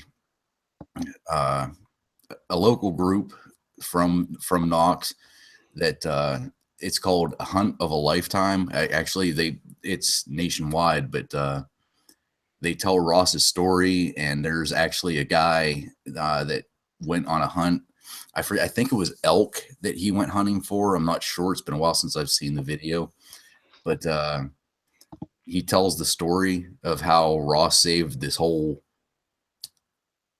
the platoon. I don't want to call it a platoon, but everybody that was in that Humvee, and it's actually very powerful. I'm going to put it out there, and everybody that's in the chat room now, save the link, watch it after our chat's over. But these guys are awesome, and because it's a hometown guy, I got to do it. So I'm going to put the link out there now. This is the link for the Hunt of a Lifetime. And after the chat's over, it's like 20 minutes long, but this is what, this is what people do. And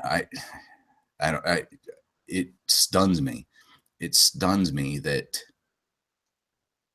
we're still losing lives in a war that I don't want to say we shouldn't be in, but it hits close to home whenever it's from the hometown. You know what I mean? I don't know if that makes sense. I mean, I didn't know this kid. This kid's way younger than I was. Went to the same high school, went to the same everything, but that's the link. So save that and go watch it after the chat. And if you're not, if you don't cry at the end of it, I might not call you a human. Oh, there's soldiers dying every day. I know I missed part of that story, but anyway, yeah, there's soldiers dying every day, and a little bit off subject, but not really. When you see these protesters, Antifa, burning American flags, being disrespectful to fucking veterans and calling them names and confronting them and blah, blah, blah. Basically, I just want to fucking stomp a son of a bitch into the ground until they fucking die. I really do. I don't have any. I can I can understand revolting against the government on. I hope I'm not being off subject here, Blue. I can understand people not liking what the government's doing here and there and all that. But when you disrespect, if you don't give a shit about America, you're just protesting to be protesting. You're burning an American flag because you think I'm a fucking fascist or I'm a fucking racist or whatever. I just got no fucking sympathy for you, and I really want to beat the shit out of you because you don't fucking get it. You don't understand. You don't have a fucking clue. And that's even like where I'm at now. I realize that people have their right to free speech. I realize that. However, if you disrespect a fucking flag and I'm working, I won't stomp the shit out of you. I won't. But that flag is not going to get burnt. It will not get burnt. If I grab the flag and go to walk away with it and you turn on me, that's now an assault. And I will stomp your ass. And that's the way I look at it. And I don't care if I get sued. I don't care. And I know I would get sued because I would do that. If somebody was dumb enough to do a protest like that in an area that I work at, have your protest. That's your right. That is absolutely. But you start burning the flag, that's not right. Yeah, I watched a video today, and it was some Antifa, or however the fuck they want to pronounce it. Retard. I'm The anti fascists fucking claim American. to be anti-fascist. What is it, Blue? Anti fucking American. Yeah, anti-fucking American. What they were doing was burning American flags. It's like, you're anti-fascist, but yet you want to suppress free speech, burn American flags. You want America to fall, but you're calling me a fascist. It's like, how fucking retarded can you be? How fucking backwards can you be? You're exactly what you say you're not. Mm-hmm. You are the fucking fascist. I don't Blue, they're get it. moron. Or Yeah, TR, they're moron. You know, I would just like to start seeing businesses say, you know what? These universities and colleges that promote this bullshit, and I'm going to call it bullshit. We ain't hiring anybody from there. Take the financial incentive out of their fucking $200,000 degree in bitterness studies and start having some blue chip companies say, you know what, you from University of Southern California, we're not hiring you because you people are off the hook, out of control, absolutely insane.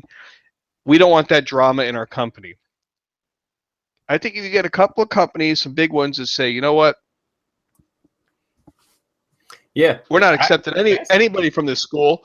And all of a sudden, I think you'll find that all these people who are actually investing money trying to get an education in these places are going to come down and those other snowflake social justice warrior assholes and say, you need to knock it off because now you're impacting the rest of us. Mm-hmm. If I owned a business, I would not hire a student from any California college ever or New York because they're insane. That's a good idea, actually. Mm-hmm. If the Fortune 500 company says, you know what, if you got a degree from Berkeley, pretty much we don't fucking honor that. You don't have a degree in our book, you know, and say, no, but oh, you went to Georgia Tech? Hey, you're high on the list or whatever. You know what I'm saying? Just like you're saying. And there's no discrimination laws that protect discrimination based on education. It's race, creed, national origin, sexual orientation, religious preference. You know, they're clearly defined in federal law what you can't discriminate against. The school you go to is not protected. Mm-hmm. And I just think businesses need to start making a list of degrees they will not accept from colleges that promote this insane rhetoric. I mean, I get the protest piece, I get speaking your mind and free speech, but when it turns violent, suppresses the speech of others, property destruction, when you're wearing a mask, when you're protesting, when you're actually going out to hurt people, suppress commerce, close highways, close roads, you know, that's a terrorist activity. Mm-hmm. Which in my book, you know, now digress to something else. I don't know why they haven't declared MS-13 and these other criminal gangs terrorist organizations and bring the full weight of the government down on these people. No, completely agree. I agree 110%. These fucking colleges that these kids want to make a protest when they have no idea what the fuck actually they're protesting about. If it's anti-American, and you skip out on your finals because, I'm skipping my finals because I'm protesting this, you fucking fail. And if a college gives them, oh, well, you were protesting, so you're good. No, if you fucking don't take, if you don't take your finals to get your degree, you fail. And you got to pay the money to come back and do it next year. Yeah, but now colleges are giving these kids credits for their finals for protesting, which is why I think businesses are even more justified saying, no, the education you're getting is bullshit. You didn't take a real test. You didn't take a real exam. You're out there acting like a moron. You needed coloring books and ponies to pet to get your mind right because you got so upset over a fucking whatever election, whatever it was. Guess what? You can't handle fucking corporate life because it's fucking eat or kill or be killed in the corporate life. It is fucking ruthless. If you can't handle a fucking election that don't have a damn thing to do with your personal life, as far as, you know, you whatever. If you don't like this, whatever that happened, you need a safe place. You're not out. You're not cut for fucking corporate life. Yep. These corporations should be embracing this and should be doing it already. It's like, look, if you can't even fucking handle your opinion got hurt and you need a safe place, you ain't out for fucking corporate world, because we're going to be at the boardroom fucking cutthroat fucking killing shit. You know, I mean, not killing literally, but you know what I mean. Yeah. Being competitive where the score is kept. Mm-hmm. The business that got it together gets to the top. The business that fails loses. But these people can't deal with any kind of loss because they've been protected their whole life. And I'm just glad I was from a generation I'm from. You know, Yeah. we didn't have a lot of, when I was graduating high school in the 80s, if you didn't have money, you joined the service. That was it. Or joined a union, or got in a crime. Either way, that was your path. Crime, union, service. Pick one. Typically, crime got you locked up. Union. Yeah, I remember my uncle telling me, oh, when you get out of high school, you can join the union. But you won't have a lot of time off. You'll miss hunting season. Or go into service, come out and take the cops test. Take that cops test, you get a government job. They don't pay a lot of money, but you get a lot of vacation time. You'll always make hunting season. Become a cop or a fireman. I mean, that was my career counseling from my family. Union, service, cops test. But could you imagine if companies actually started doing that? I know they're not going to, but if companies started doing that, it's like, oh, okay, you went to Berkeley? Nah, we're not hiring you. I don't give a shit if you got a PhD. Nah. You know, if companies started doing that, the colleges would start losing so much fucking money. They're like, maybe we should hire some somewhat conservative professors, because these liberal fucking professors are shutting this fucking down. We're going to have to close the goddamn school. No, that's the way it should be. Absolutely. Yeah. I mean, and these people are doing this. You know, a lot of jobs now require a criminal background check, a public trust check. You work for the government, you need a security clearance. Your face, your picture's coming up in this stuff. You're on social media. I don't think these people realize this is going to hurt them. And the more integrated on the interwebs we get, where every move you make is tracked, yeah, they're really shooting themselves in the foot, you know, for long-term career plans, by acting like morons. It's all fun and games when you're on spring break, but you know, 10 years down the road from now, you want to get that nice job working for the county or something. They're like, hey, Joan Smith, this is your YouTube video breaking a Starbucks window. Well, I was a kid. Sorry. Mm-hmm. Can't help you. You're out. Yeah, we had a big company meeting the other day, and the HR guy, that he said it. When we look to hire people, we do a search on them. We look at their Facebook. We look at this. We look at that. Anything we can find, we look it up. And I was just thinking, what's a good fucking thing? I'm already hired. But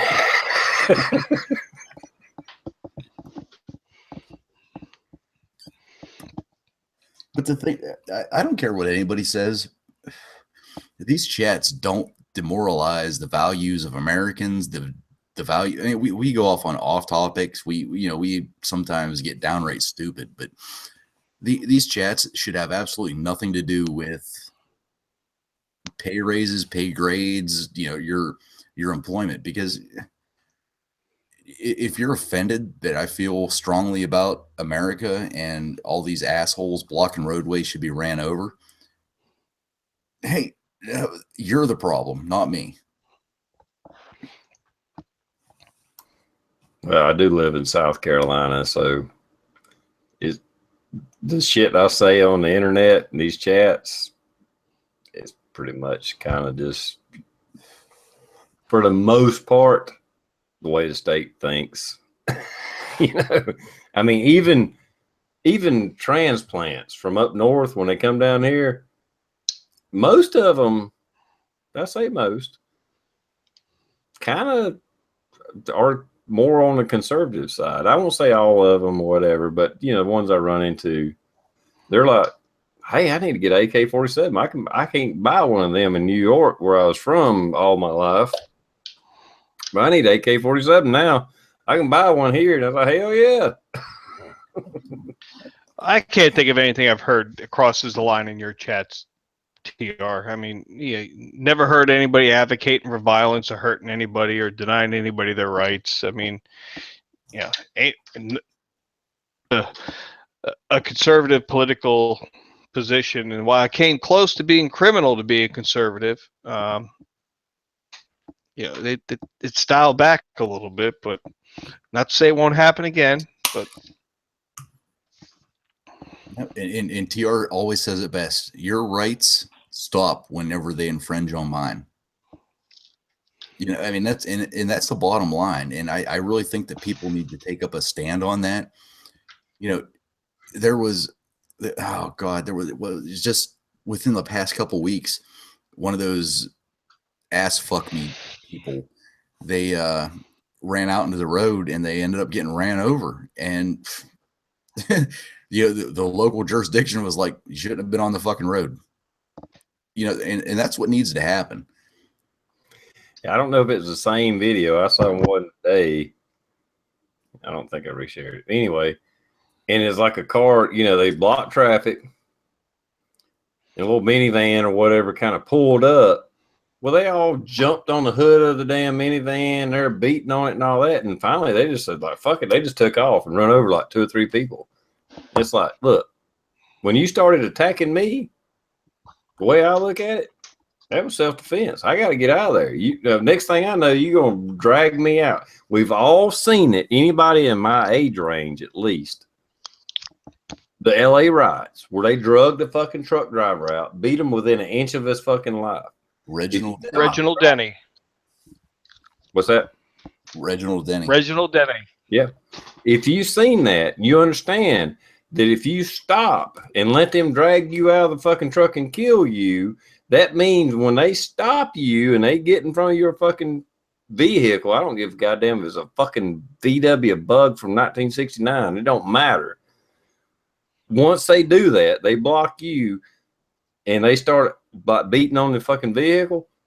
It's self-defense. From as far as I'm concerned, if I'm ever on a fucking jury, there ain't nobody fucking going to jail. Yep. Other than the people, you know what's going to happen? Bug or whatever it was. But you know what's going to happen, TR, is they're going to grab your car, impound it, read that computer, and say, "Oh, he threw the switch to go to low 4. That was intent. He meant to run those people over. He was looking to do it." Back up and leave it in 2-wheel drive and fucking nail it. Yep. They're in a fucking highway. The speed limit's 55. If you can't get out of the way, they're gonna fuck you. You shouldn't be in court. Road. You're gonna be in court. They're gonna say, "Oh, he put it down. He intentionally went low 4." You know, we're gonna subpoena his Alexa on his phone or his cell phone and his Google Travel. Yep. In the end, you're gonna lose. My vehicle ain't got all that shit. I got a 4-wheel drive truck, but trust me, it ain't got all those electronics on it. There's a lever in the fucking floor. There ain't nothing electronic about it. but now these assholes are getting a little smarter, and they're getting 4 or 5 cars that are their cars, and they'll bottleneck the interstates. Look, what was that, 6 months ago? That's what they started doing. Fucking people, like, you knew it was going to happen. The fucking choppers were on them. You had 4 or 5 cars going down the interstate, people hanging out the fucking windows, and then they fucking bottlenecked everything, and you got 4 or 5 fucking cars across a freeway now.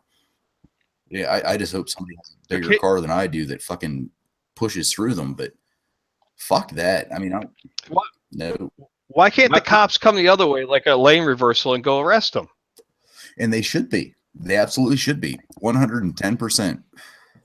It comes down to whenever these riots happen, whenever all that other stuff happens, you've got, 2,500 people versus 100 cops. I mean, it should be like I've said it many times, and TR has also agreed. you got the fucking guy with the Molotov cocktail, throws it through a fucking window, and he fucking blows up a storefront, and then he goes down to the next one, he lights it up, you fucking shoot him. That is a forcible fucking felony. Death on the spot is what it comes down to. If that starts happening, people are going to rethink what they're doing. And I'm moving to Pennsylvania. There is a difference between fucking speaking your rights and doing everything else, but whenever you start destroying property or putting people at risk, fuck no.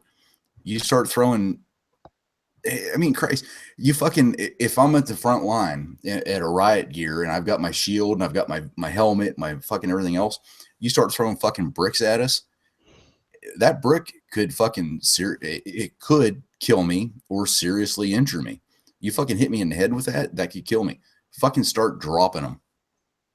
And that's the way it should be. It's not war. It is not war. It is keeping the peace. If you want to demonstrate or protest, do whatever, fine. That's all good. I'm good with that. As soon as you bring violence into the mix, no, you fucking snuff that out right the fuck now. Well, that's part of the problem in the last, I hate to say it, but we'll just say the last few years. I'll keep it kind of general.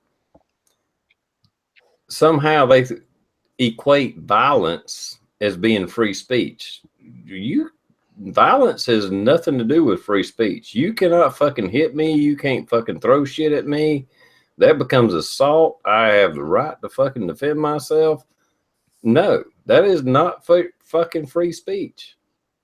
Now, burning the flag, some other things, we can get on some, gray areas on that. But if you fucking stop my vehicle and want to fucking drag me out of it, motherfuckers are going to go down. I'm going to run over you. I'm going to shoot you. I'm going to do whatever the fuck. You will never, ever stop me on a fucking road. Period. Mm-hmm. That ain't going to fucking happen. I'm not going to give you the opportunity to drag me out of my fucking vehicle. That's not going to happen. It's you or me. And it'll be you every fucking time. Unless you get a drop on me. Well, TR, I think where you live, Blue, where you live, you're never going to see this in your neighborhood anyway.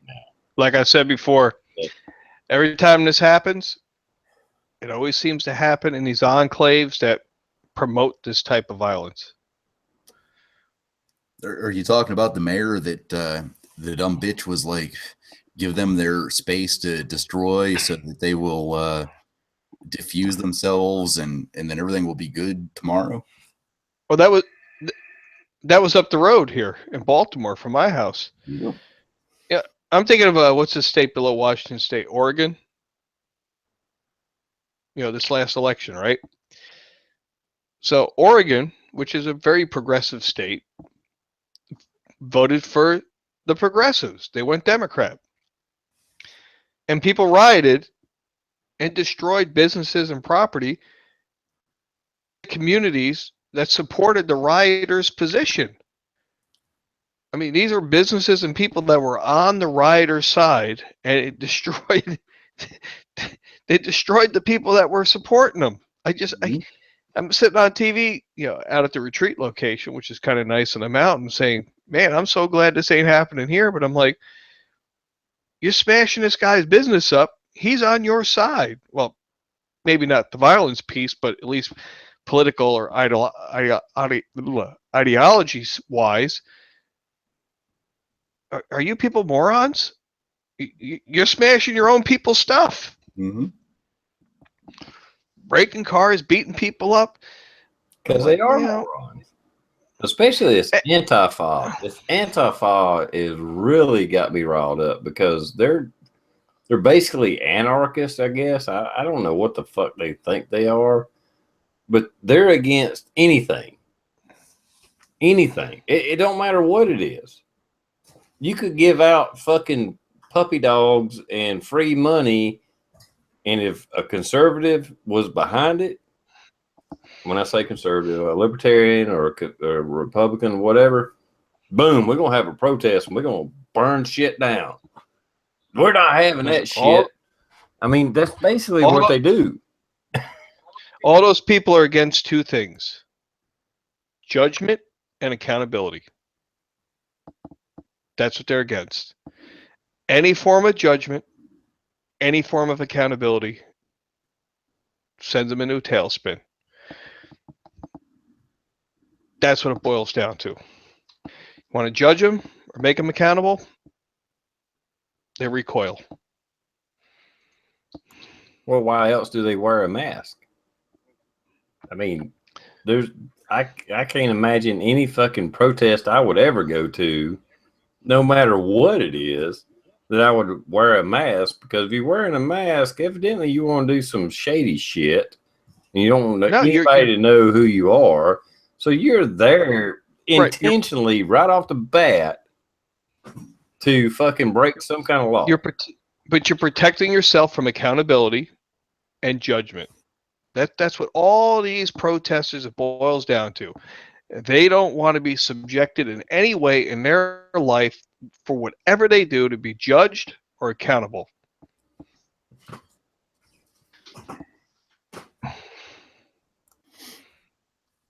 It doesn't matter what the issue is. Judge them or make them accountable, they lose their mind.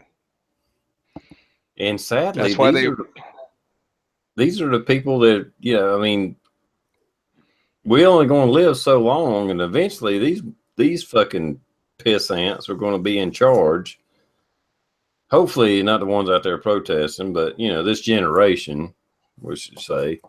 I don't know about you, Combs, but I'm accountable for the shit I do every fucking day at work. I know you are, Blue. Yeah. You can't do random shit and it's like, well, he didn't know any better. Or, well, we'll let that slide. Don't do it anymore. That ain't the way the fucking world works. Nope. We can't talk politics at work. That's off the table. It's you can't be offensive at work. You can have all the political opinions you want, conservative, progressive. You can't take that into the office. They'll walk you right to the door, take that badge, see ya. We'll inventory your toolbox. Anything's missing, you're going to have to pay for. Yeah, they just ain't got a fucking clue. But I mean, even the work I do, like I said, I wired up some shit today. I mean, if I did it wrong and it fucking shocked somebody, I'm fucking responsible for that shit. I mean, everything I do is got to be right. I'm responsible for it. I can't just throw a fucking mask on and say, oh, it wasn't me, or let me throw this mask on and let me wire this up. If it fucking kills somebody, they won't know I done it. That ain't the way the fucking world works. Yeah, which town was it? I mean, God, it was within the last week that they had one of them fucking whatever, Antifa. And they were like, hey, you can go into the protest. You can do whatever you want. The fucking mask comes off. And they lost their shit. They were like, you can't unmask me. No, yes, we are unmasking you. If you want to stand here or go farther down, we don't give a shit. If you want to come into this area, your ass is face shown. And they lost their shit because it's illegal in Virginia to wear a mask in public. And those laws date back to the 60s from the Ku Klux Klan era and protesting, because of the hoods and stuff. And these kids are acting like these are new laws. These no mask hood laws, 60 years. These laws are passed because of the bullshit their parents were pulling or their grandparents were pulling. This isn't new stuff. They're not being singled out. These are. Yeah, the laws that made them take the mask off was because of the fucking Ku Klux Klan. They were doing the exact fucking thing the Ku Klux Klan was doing. They don't see it. They don't fucking understand it. They don't fucking relate that, hey, I'm the same thing as a fucking Ku Klux Klan.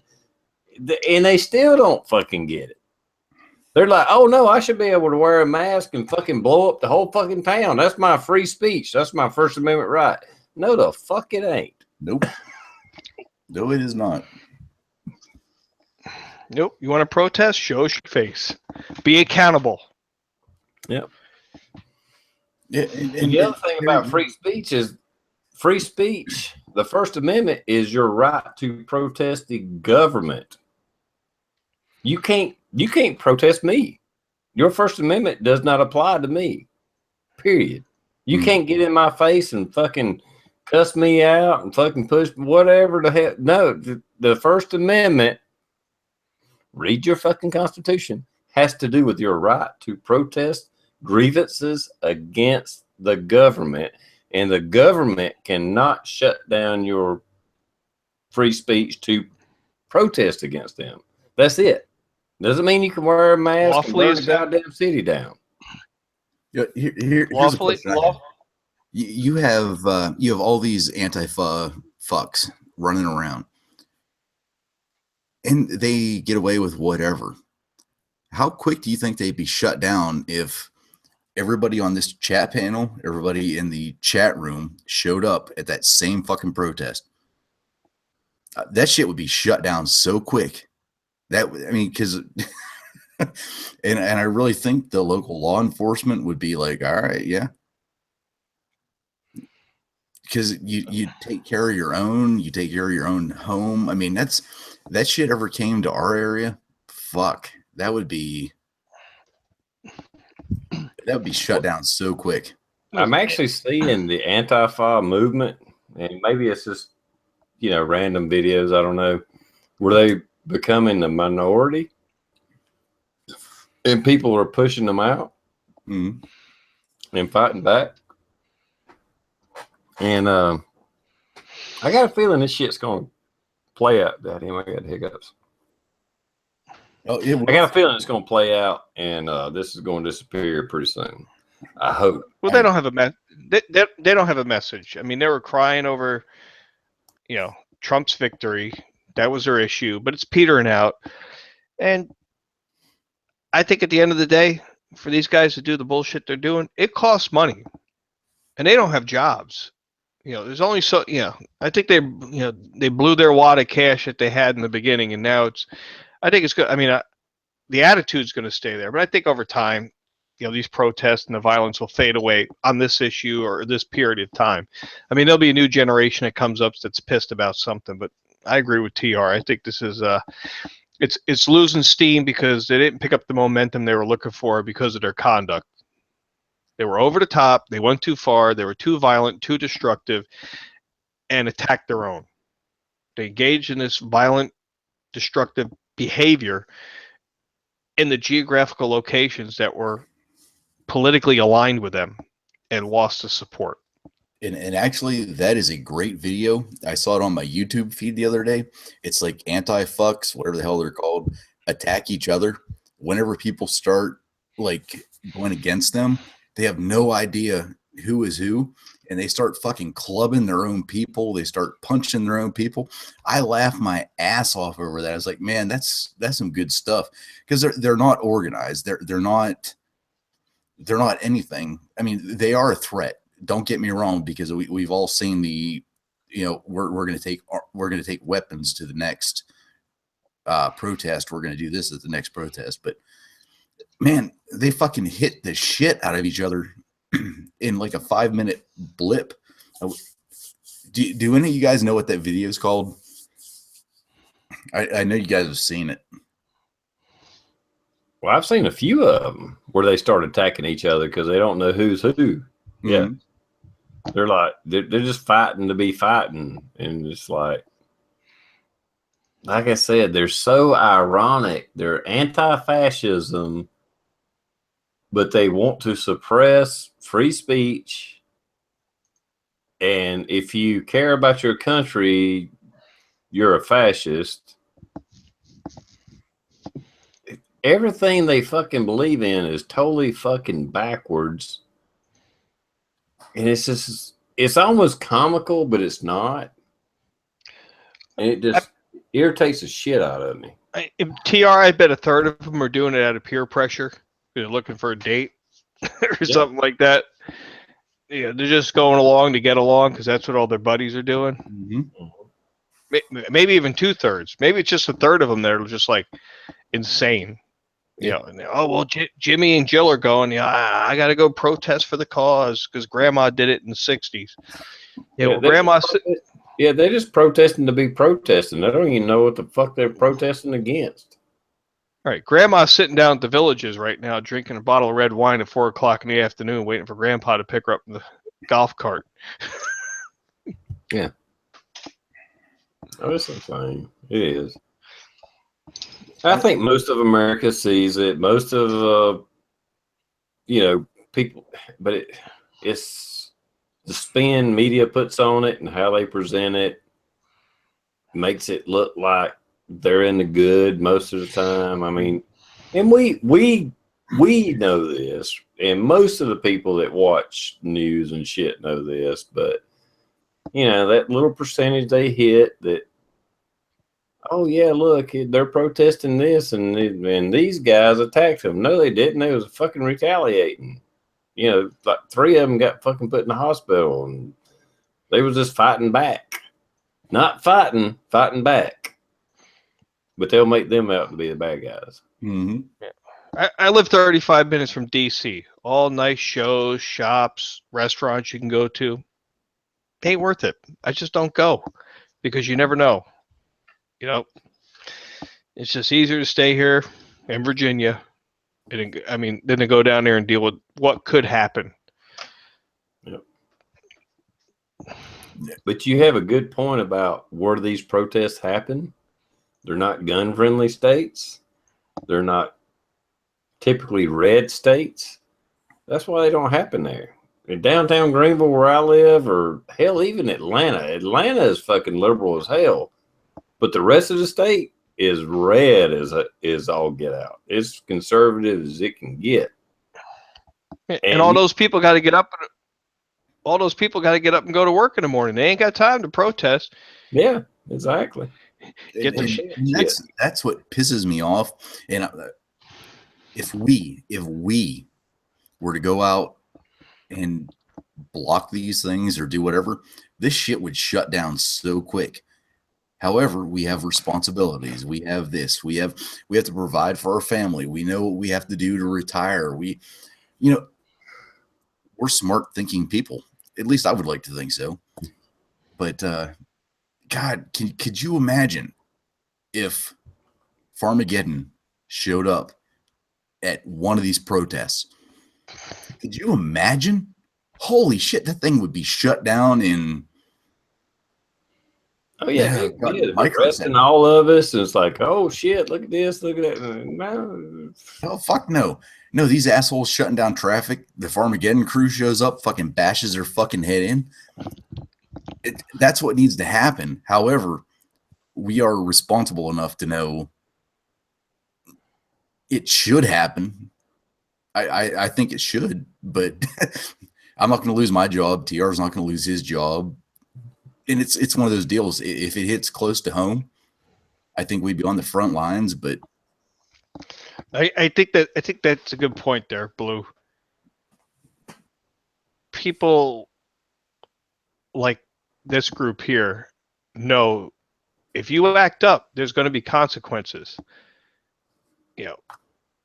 If you go and do something stupid, a guy like you with a gun and a badge is going to hook your ass up and take you to jail. And on your way to jail, you're going to be like, yeah, I screwed up. That was a problem. These other people don't think they did something wrong. Mm-hmm. You go out and do something stupid, the law is going to hook you up. I try to tell my kids, it's like, you don't get away with crime anymore in the United States. You will get caught. And law enforcement's patient. They got all the technology on their side. You go do something stupid. Yep, it may not happen today, but they're going to get you. Don't be stupid. Yeah, we'll get you at one point or the other. I mean, that's. Well, and the way the laws are written, like you say, Blue, I mean, we can't go out there and fucking drag those people off the street. But if they block my vehicle, they're fucking attacking me. I'm running over some motherfuckers. However, if they block those vehicles, and we know that there's going to be a big protest on I-72, and everybody, the Patriots, us, show up, and this blockage is going down, and we're clearing the way, No, we're helping these defenseless people in their cars. We're helping them. If that were to start happening, and I hate saying it, and I hate saying that we're turning into a third world country. Well, we are. We are turning into a third world country with the way that shit's being handled. It should. We should nip it in the ass at the. I got a question for you, Michael Blue, Brown. from a law. I got a question for you because you got a law enforcement background. A better argument made, when these people block interstates and roads, setting aside the commercial commerce aspect of the impact, why isn't there a better argument being made for law enforcement to clear out these blockages, public safety? I mean, I'm thinking when they, and going back maybe a year ago, remember they were blocking traffic in New York City in the tunnels and stuff, and it created gridlock. Ambulances can't move. Yep. Fire trucks can't move. They set aside the political aspect of it. I mean, people are genuinely just going to have regular medical emergencies where vehicles have to move. I just couldn't understand why there wasn't a better argument made from the position of law enforcement to say, we're going to clear these people out. Not that they don't have a right to, petition the government for redress of grievances, but you can't block the roads because we still need public safety vehicles to move. No, and fire and medical. You get the goddamn big ass armored vehicle with the cow catcher on the fucking front, and poof, you go right the fuck through. I'm thinking maybe some chemical irritant. No, yeah. I'm telling you what. If I lived in a big city and one of my kids had, let's say, an allergy reaction where they had to get to the hospital because they're dying, and you fucking block that, no, I've got every right to fucking unblock that, and I'll run your ass over. And your freedom of speech has nothing to do with him. Well, just like you said, Blue, earlier, you can't impede on my freedom to express your freedom of speech, period. You can yell all you want from the fucking sidewalks. I don't give a fuck. But when you impede my rights, your rights are stopped. Yeah, absolutely. And I'm not, I don't mean to come at it as such I'm just going to run everybody over and fucking kill them.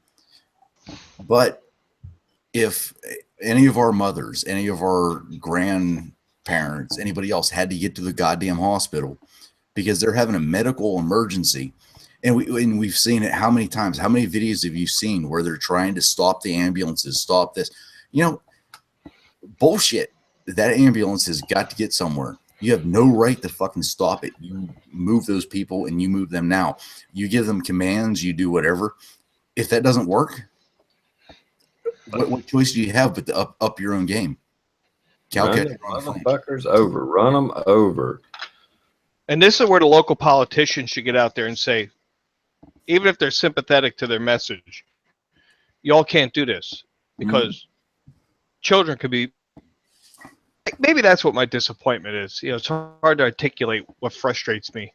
This has already happened. This is not a theoretical fucking question. This has already happened time and time again where ambulances couldn't get to the fucking hospital. They had to take alternate routes. It took 45 fucking more minutes.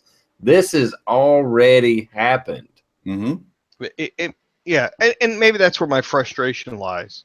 This is a squandered opportunity that despite the politics behind it, left or right on the political spectrum, local municipalities and the news media should be coming out saying, you're putting people's lives at risk through this.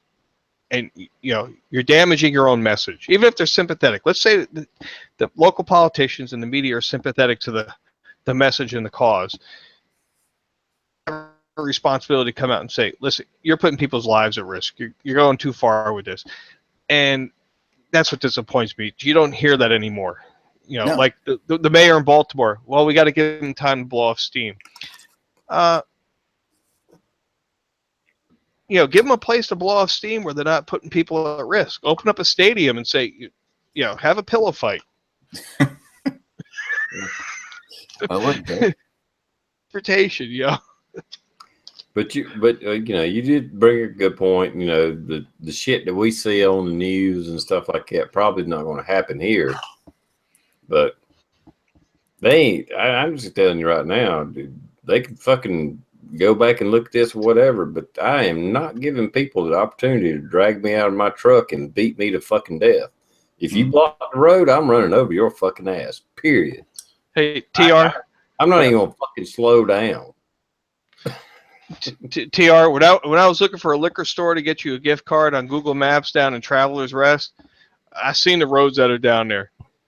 You ain't gonna get the speed up. Son, you're in the middle of nowhere. I was going to buy you. Huh? I said I can go fast enough to run over people.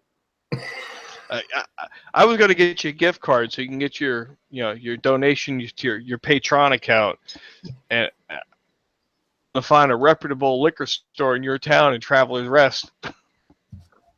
There's only one.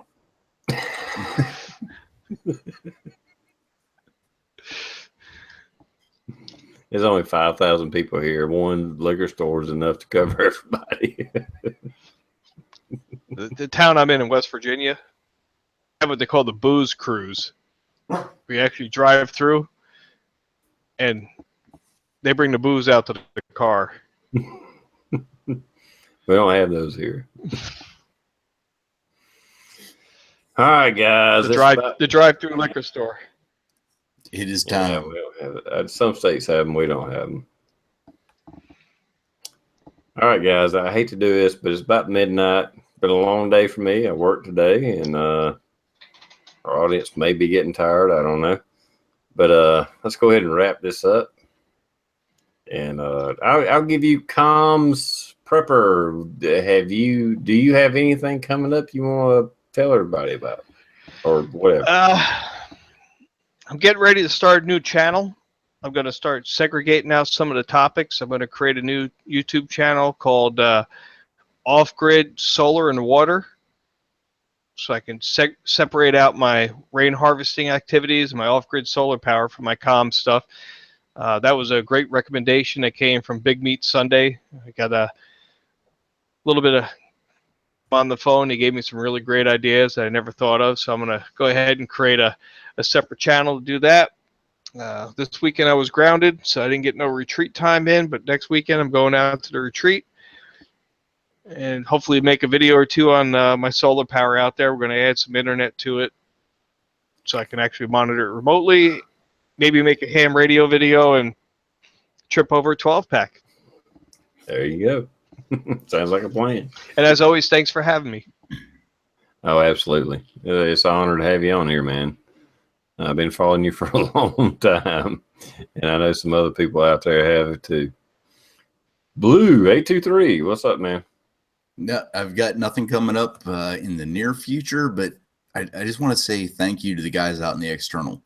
You guys literally are what keeps this chat going on. If you guys weren't out here, we wouldn't do it. I mean, if we didn't have the interaction, it'd be like, what the hell are we doing this for? We're just bullshitting.